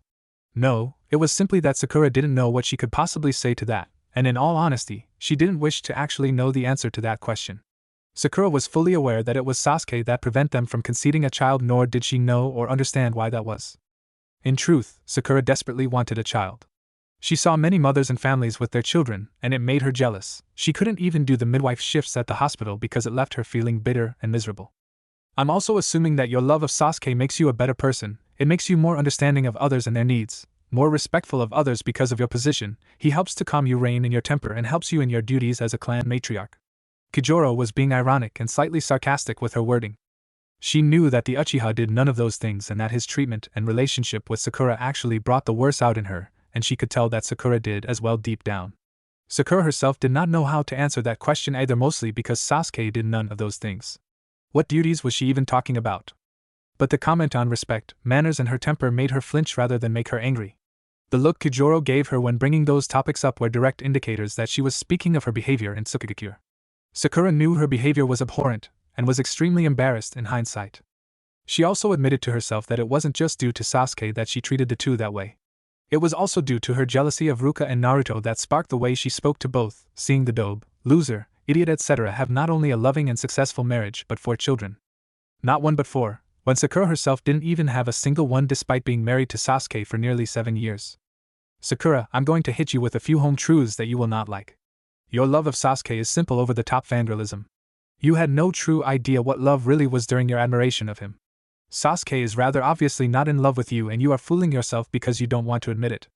My guess is that dear mummy or daddy pushed you into perusing him and were ecstatic when you married him, whether the village, its people and its ninja liked him, cared for him, or he was married to you or not. You in all your misery deny all of the obvious facts in front of you because you don't want to believe you gave everything up, friendships, training opportunities, your dreams, for a man who doesn't love you or wants you. Kijoro spoke bluntly and honestly as possible, knowing that until Sakura heard it from someone from the outside of it all, she would continue to close her eyes and cover her ears to the truth of it. The more Kijoro spoke, the more Sakura reflected and considered, and she didn't like what she saw. She acknowledged that Kijoro was right, and that caused her more pain than she thought it would. It was true, she gave up a lot for Sasuke only to be treated badly in return. She wanted family she could love and support, she wanted to become a good healer, and she wanted to succeed. All things Sasuke prevented her from doing. Sasuke wouldn't let her hang out with her former friends because they were beneath the Uchiha or become a doctor because she needed to be a good housewife. He also stated that she needed to treat everyone as below her because he and his clan have a reputation to uphold. It was her mother who was on the civilian council that put her name forward to marry Sasuke even though she had at the time been dating someone else. A part of her desperately wanted to deny all of it and stick her head into the sand. However, Sakura knew she couldn't do that to herself anymore. I don't like who I've become, and you are right, I'm not happy, I'm completely miserable. Sasuke isn't the person I thought he was and I don't know what to do about it, admitted Sakura quietly. Her voice was small, head down. It took a lot for her to say it, and if Kijoro didn't have good hearing she wouldn't have heard it at all. Kijoro just smiled gently. The first step forward is the hardest, and that step is admitting it to yourself. The second is deciding what to do. Tell me, Sakura, do you want to stay married to Sasuke Uchiha? Sakura's head snapped up at the voice. Her eyes went wide seeing Naruto standing there. Unnoticed by Sakura due to her shock, Naruto gave a signal to Kijoro and Kubanashi indicating he was a shadow clone. Sakura was still fumbling, unable to think or speak. Kijoro just took her hand gently as all three waited patiently for her answer. Sakura's mouth was frozen, along with her mind. She had no idea how to respond. She automatically squeezed Kijoro's hand in comfort. She didn't understand why these people cared for what she wanted, especially after she treated Naruto and his wife so horribly. Sakura, if you want to leave Sasuke now, would be the time to do so. You can easily get out of it now as long as you're not pregnant. Naruto paused for Sakura to either know or shake her head. She obviously did the latter. Because you have not had a child yet, but he offered to give one to another village. Sasuke inadvertently gave you the right to divorce him. What he did is considered shaming and propositioning. As you, the wife, has not been given a child despite the ability to have them, Sasuke's offer not only shows the lack of respect he has of you but is legally considered wrong. As his wife, you have the right to leave him on honor grounds. Naruto watched Sakura's reactions closely, not wanting to upset her too much, but mostly just didn't want to overload her with information. As most people know, Naruto spent a majority of his time growing up in the Hokage's office. What people didn't know is that he had read every book in there, and used to help the old man with his paperwork. Sakura's mind was working at 100 miles an hour. Everything involving Sasuke and their ruined marriage running through her mind. She knew mentally and even in her heart that she should divorce Sasuke, but a part of her heart also throbbed in pain at the thought of doing so. She doesn't even know how to even get a divorce from Sasuke without the council, meaning her mother trying to prevent it. As a clan matter, you only need to go to the Hokage and she will listen to your reason. If she deems it legal and understandable, she will immediately file and enact it. Naruto somehow managed to read her mind again, just like when they were kids. Oh, why did she have to have been so stupid all that time ago? Naruto could have been hers. But she can tell how happy, in love and accepted he is now. Still, she didn't even know if she should leave him. Her entire life has been based on Sasuke, and when it wasn't Sasuke, her mother made her decisions for her. How is she even supposed to do? The only person, Sakura, that can make a single choice about your life and future is you. No one else ever has that right. So don't think about what others want you to do and make your own choice for your own future. The original is still at the tower with Ruka. They will help you if leaving is what you chose. The Naruto clone stated with certainty while looking at Sakura. Sakura had started crying this point, and she didn't even know what at. She was frustrated at simply not knowing what to do, or why he'd want to help her after everything. Why? Why are you helping? Why do you care? You should be angry with me or hate me after everything. But you're helping just why? She cried out. She really couldn't understand. He head and heart were confused at everything, and Naruto wasn't making sense. Nor was Kujoro helping and comforting her, or Kubanashi keeping a silent vigil while also keeping a compassionate presence. They shouldn't be doing these things for her after how has acted and behaved, and yet they were without so much as blinking. It didn't make sense. Ruka told the original about how you acted with our children, how delighted and kind you were, not at all angry at one of them literally knocking into Sasuke. That you questioned her about them and laughed at their antics. I'll honestly say if it hadn't have been for that, this conversation wouldn't be happening, but my children have a good judge of character, and they liked everyone, except for Sasuke. They did not like him in the slightest. My daughter Atsuko even said that your hair was the most beautiful shade of pink, compared it to Sakura blossoms. Anyone that can make my child smile or even make Ruka happy can't be a truly bad person. Not even you. Naruto stated, looking directly into Sakura's eyes with a smile. Now let's see if you can be shot of the man with pink eye. Sakura knew without a doubt that this was the best decision of her life. She nodded with fire in her eyes. It was time to become Sakura Haruno, the girl who decided to be a ninja and save lives and remove Sasuke and Sakura Uchiha for good. Naruto and Ruka stood in the Hokage's office in a loss of words and thoughts. Naruto was having an internal battle with himself. On one hand, this village had been his home and there were people whom he still loved here. On the other, this village ruined him, treated him worse than an animal, and stripped away his only desire and dream in the world. Who cares if he ended up getting something even better? At the time, they only wanted to cause him pain and suffering. Naruto knew that once upon a time nothing would have stopped him bearing arms in defense of this village. However, now he was incredibly hesitant to do so. Naruto Uzumaki was, in all honesty, a moron without many redeeming qualities, or at least that was how many saw Naruto Uzumaki. Naruto may have not been the sharpest knife in the draw as a child or preteen, however, he had no means been completely stupid. Even though his education had been sabotaged on basically everything, even he knew an obviously intelligent demon was a dead one. True, he hadn't known he was a demon container at the time, but that didn't stop the villagers calling him one. It had been Ruka, his wonderful, darling, wife, the fantastic gem flower that she was that fixed the numerous holes in his education. She taught him so many things, from how to cook, to how to play the political game. What she couldn't teach she had or helped others teach him. She, along with Zen, the clan's doctor, poison expert, and medic, figured out that his inability to sit still and overzealous behavior was due to him having too much chakra. As it turns out, his body was producing so much chakra, it was wildly trying to escape his chakra cores to make room for new amount coming in. This not only expanded his chakra capacity, but also created something similar to an adrenaline rush. It's also why he had constant terrible chakra control. It was less than the fact he had a large chakra capacity, although that does factor into it. It was more the behavior of his chakra that made it so difficult. So his Ruka, along with Zen, taught him how to properly meditate and settle his chakra. This also unintentionally helped him learn how to control the Ninetales' power, and how he unlocked his chakra chain bloodline. Zen had explained that the majority of Uzumakis had the ability to solidify their chakra into chains or sometimes other weapons. He theorized that the wild behavior of his chakra prevented it from ever solidifying enough to develop the chains until he calmed it down. He loved his new clan more than anything, except his wife and children. But he did still love his former home for all its flaws. He knew Ruka would agree to anything unless he agreed. She wouldn't break her neutrality if Naruto said no. To be fair, even he wasn't sure she would, even if he did say yes. There was just so much to consider, and he wasn't sure what to do. His heart and mind were at war within themselves. He didn't want to say no, but he also didn't want to say yes. He was luckily pulled out of his mental deliberation when Ruka spoke to him. "Do you mind getting a clone to check up on the kids and get an update from Kubanashi, Kijoro, and Saizo?" Ruka looked at him with a small glint that he recognized as a concern. Ruka would never smother her children or act as if she was deeply worried about them unless they were in danger or missing. But she secretly worries, and Naruto can always tell. Tsunade would never pick up on it. It was just something you develop the ability to do when you love them and know them so well.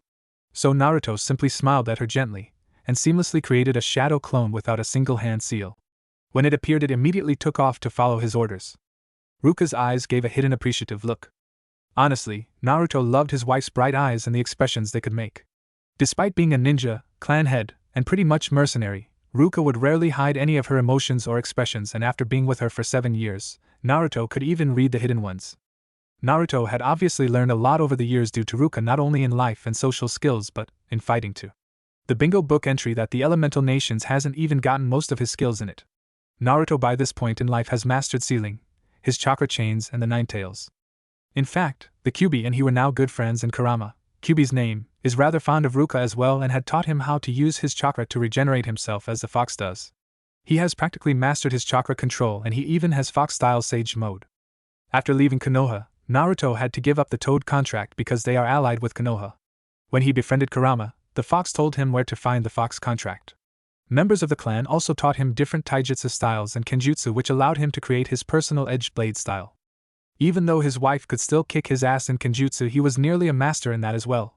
He has mastered his 3 elemental styles: wind, water, and lightning. This, along with his massive, over Kage level chakra capacity, allows him to use large combo ninjutsu.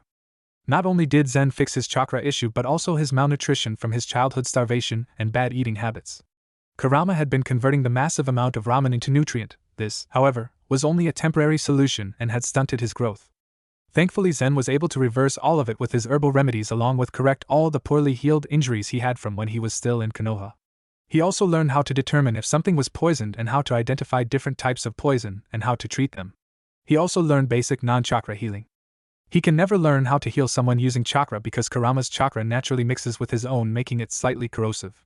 He can, however, act as a chakra battery to a healer. A technique that not even Tsunade had thought of trying before. Naruto knew that after all of his consideration on this, no matter how much he loved his birth village or his new one, that there was only one answer that he could give Tsunade that would be true to him and his heart. He only hoped that his darling wife didn't think less of him for making it. He breathed deeply before he responded. The room had been silent since Ruka had asked him to make a shadow clone, so his breath had been heard by all. He looked at Tsunade to see so much hope in her eyes. It was devastating to see his mother figure so desperate. He looked to his wife out the corner of his eye and received a reassuring and warm look from hers. Her message was clear: do what you think and feel is right, I'll support you no either way. And that was the only look Naruto needed to respond to Lady Tsunade's question. Lady Tsunade. Naruto looked at the woman whom he saw as a mother to him, and tried to ignore the hopefulness he saw.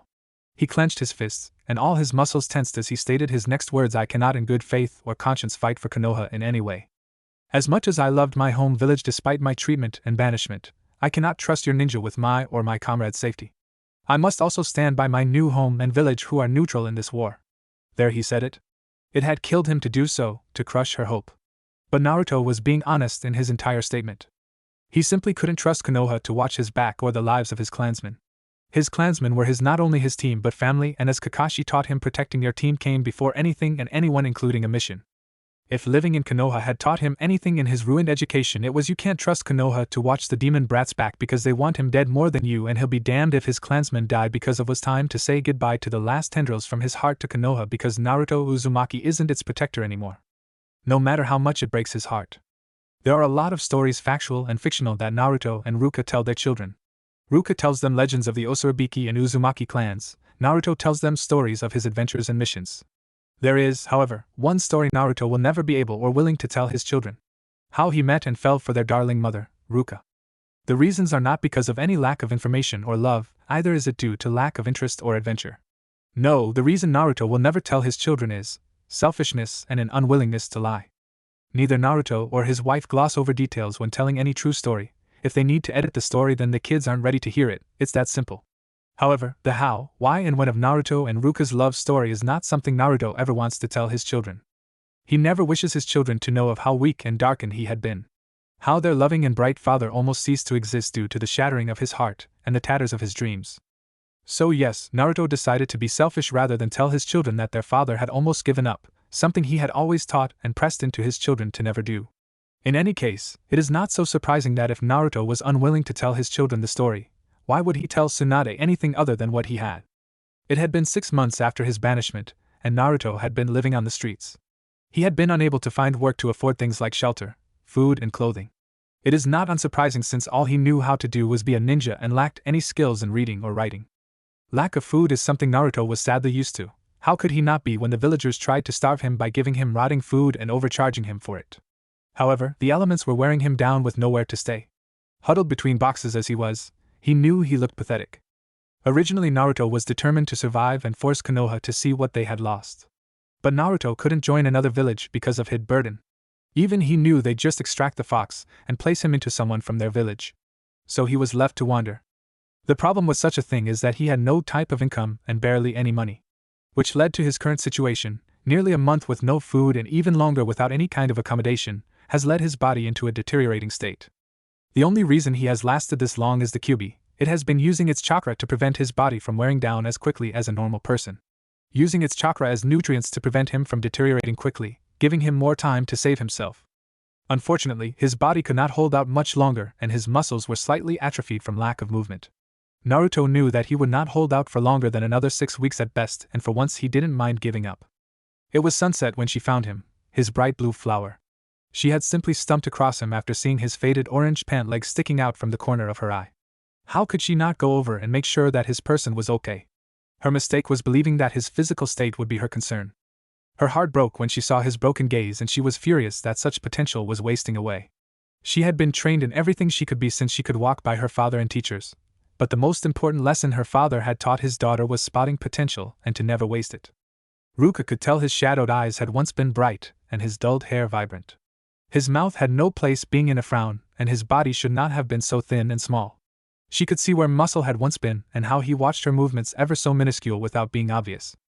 So Ruka did the one thing she could, smiled and reached out a hand. It had taken nearly another 6 months before Naruto was up to par and another year before he asked Ruka on a date. Naruto had improved leaps and bounds since found by Ruka.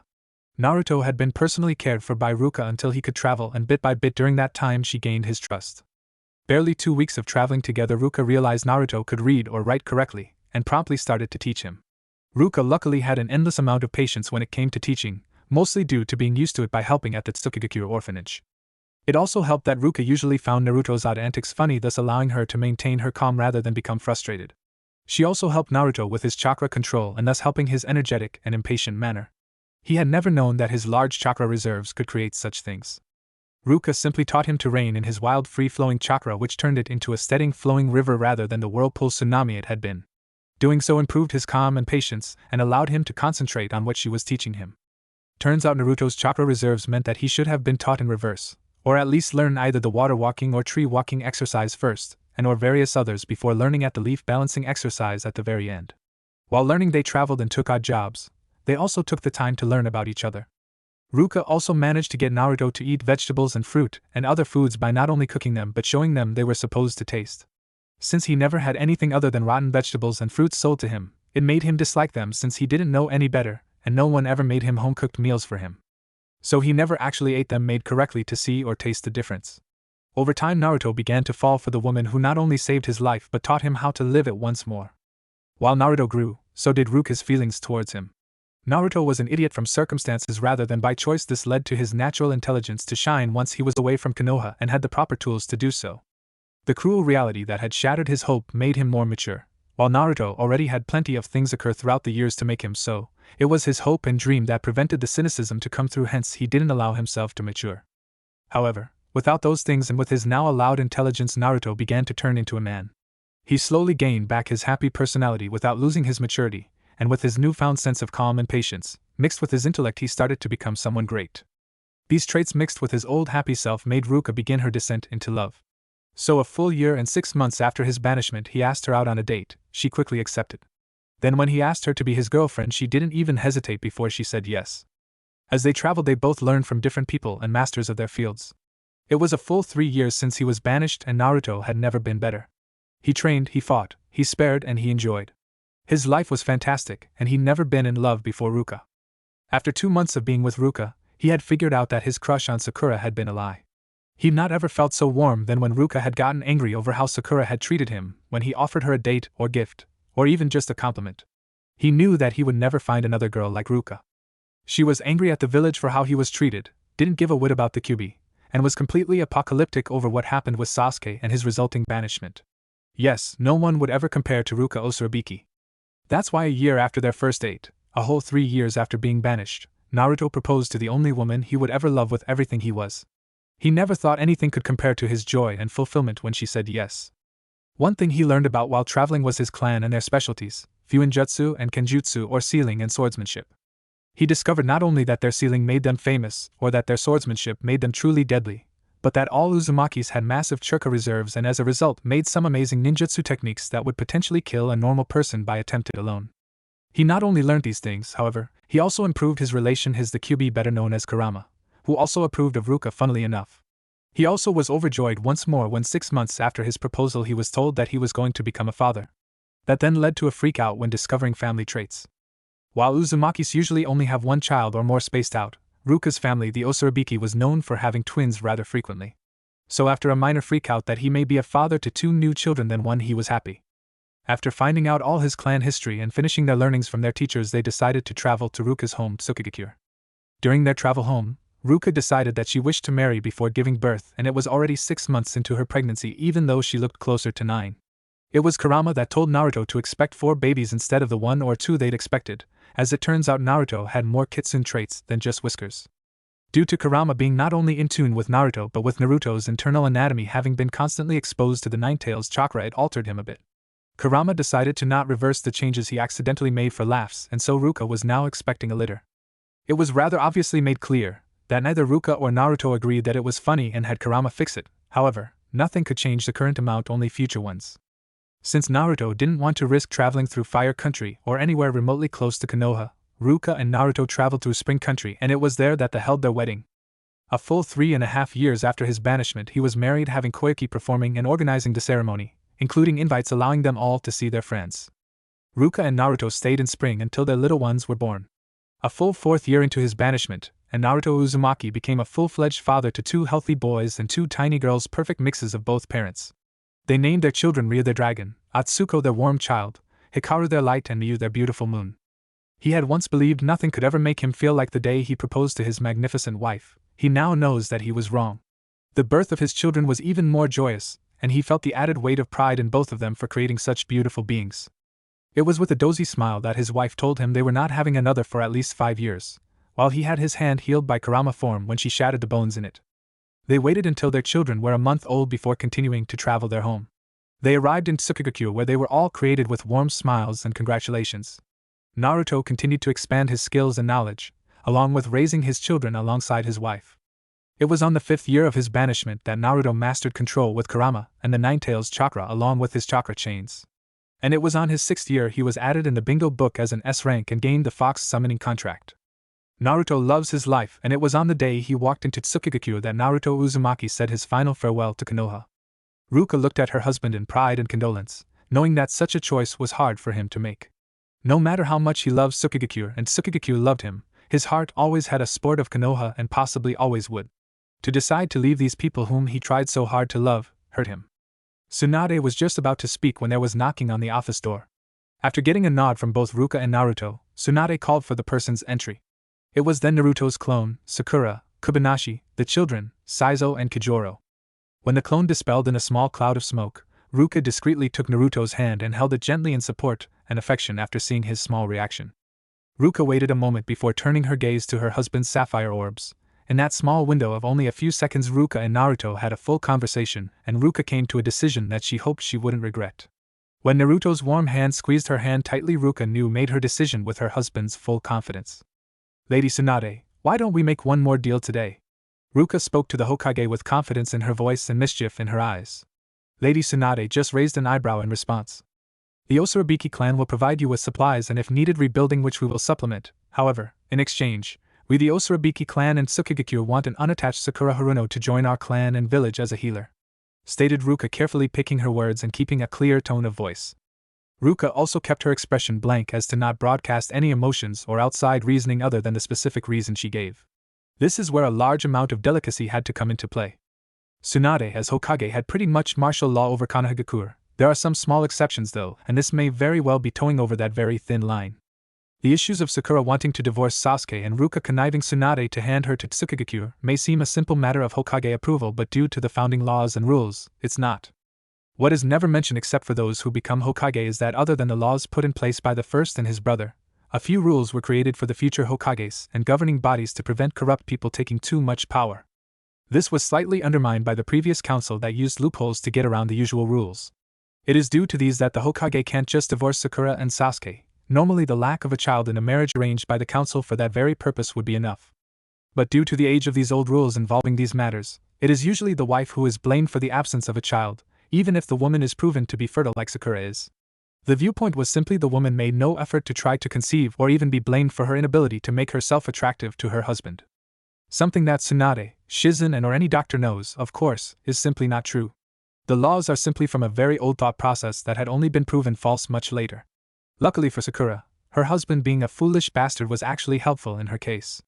Since Sasuke is technically the head of the Uchiha clan, his choice to openly offer an Uchiha to Tsukigakure and more specifically, propositioning the head of the Osurabiki clan, Sasuke Uchiha committed an honor slight against his own wife. Sakura being from a civilian family normally wouldn't gain much if anything from such a thing unless she had been physically harmed by Sasuke. But, Sakura having been an apprentice to the leader and only living descendant of one of the village creators, Sakura is viewed as Tsunade's legacy. Even if the teaching hadn't been done by Tsunade. Furthermore, unknown to Sasuke, but his words are also borderline treachery towards the Hokage and village. Had the offer been agreed to, the Leaf would have to honor it. However, the fact would remain that the offer he had made would have been against the Leaf's interests, so Sasuke would have been made to disown his child from the Uchiha clan, which could have been seen as a break in the agreement because Tsukigakure had been promised an Uchiha, and once disowned the child would not be an Uchiha. If that issue wouldn't have been enough, but another strong village would have the Sharingan, and if not disowned could rightly lay claim to Uchiha assets in Konoha, therefore allowing Tsukigakure to own half of the village land and rights. So due to Sasuke's rash and arrogant attempt, Tsunade can not only interfere in the Uchiha clan's internal issues but can also allow the dissolution of Sasuke and Sakura's marriage if it had not only produced a child. Additionally, if the marriage had never been consummated, there can be no call to revoke the annulment, and there will be absolutely no shame on Sakura or her family for the separation. The only complication in all this is that many may see this as the Hokage overstepping, and that could cause issues with punishing Sasuke because many of the clans will try to exert pressure for anything but what Tsunade would want and to prevent her from attempting such with their own clans. In spite of all that, Lady Tsunade is fond of her apprentice and doesn't really care for politics, so reaching over that barrier won't be much of a nuisance. No, the true hurdle will be Sakura being transferred to Tsukigakure. In order for Sakura to come to Tsukigakure unattached, Sakura cannot be a ninja of Konoha. The problem with that is that Tsukigakure wants her as a healer, meaning all of Konoha's healing techniques could be stolen from them by Tsukigakure. Normally, Tsunade could simply state that Sakura was to be the permanent ambassador of the Leaf Village in Tsukigakure. However, despite not being enemies, they aren't allies, so having a permanent ambassador isn't necessary. Plus all the good personal reasons that Tsunade would allow the divorce to become problems here because she wouldn't want Sakura to leave. Thankfully, Ruka has always known the right things to say when it comes to emotion comes first people. She's married to one after all. Why should I allow Tsukigakure not only take one of my best healers but also ninja? Furthermore, even if I did consider it, she is married to a clan head that you have no doubt already banned from your village. Tsunade's face had gone completely serious. She may have wanted her apprentice's freedom from the Uchiha, but she doesn't want her leaving Konoha. Ruka continued to hold Naruto's hand. Before I continue, Lady Tsunade, why don't we ask your healer what she desires first? I think what she has to say will enlighten all of us. Ruka felt a bit bad for putting Sakura on the spot, but she knew Tsunade needed to hear the truth from her near apprentice, and no one else. Sakura? Tsunade had turned to the pink-haired woman, who once would have been her true apprentice had she not had Shizen train her instead. Everyone watched her try and gather her nerve to speak. Kijoro placed a hand on her shoulder for encouragement. Lady Tsunade, I would like to. Sakura's voice was clearly full of nervousness. She was stuttering and biting her lip when speaking, clearly trying to say something difficult. She took a deep breath with Kijoro rubbing her back. I want to. No need to divorce Sasuke. Her words came out in a rush and were nearly illegible. Tsunade blinked. She blinked slowly once, then twice, opened her mouth before closing it, her brain registering the words of the woman in front of her. Sakura, why do you want to divorce your husband, and are you certain this is the course of action you wish to take? Tsunade's face was iced over, nothing to hint away anything. Internally, however, Tsunade's Minimi was doing a dance for joy. Sakura nodded her head quickly and looked in between, reassured and exhausted. Lady Hokage, I am honestly miserable in my marriage to that man. I only married him because of the council and my mother, and I hate every damn minute of it. It has been nearly 7 years since we married and we still don't have any children, which is why we were made to marry, to begin with. I really don't want to stay married to him any longer than I need to. Sakura looked relieved to have the opportunity to say how she felt and get it off her chest. Everyone was surprised at how honest she actually was with how she felt. Sakura, is it just a lack of children that has led to this choice and unhappiness? Because that's something that takes time. I can't divorce you on just that, especially if you have consummated your marriage, stated Tsunade regretfully, and is mentally hoping someone has figured out a loophole for this. Sakura, however, simply looked determined. Lady Tsunade, it is not simply the lack of a child, and I don't think that time is something that'll fix that. It has been almost 7 years and we haven't even consummated our marriage. Unless you know how we could have a legitimate child with doing that, I'll be amazed. It was clear that Sakura had been holding this in for quite some time. Tsunade herself was in shock at the information, but it still wasn't grounds for a divorce. Divorce, especially with clans, is a big deal and requires to have certain specifications that have to be met in order to have one. Since both Sakura and Sasuke are capable of producing a child, the lack of actually having one after so long could have possibly worked. But with the marriage not actually consummated, it's not likely grantable, substantially due to the fact it was the council who paired them together for that purpose. Ruka, who knows exactly where Lady Tsunade's thoughts were going, decided it was time for her to speak up.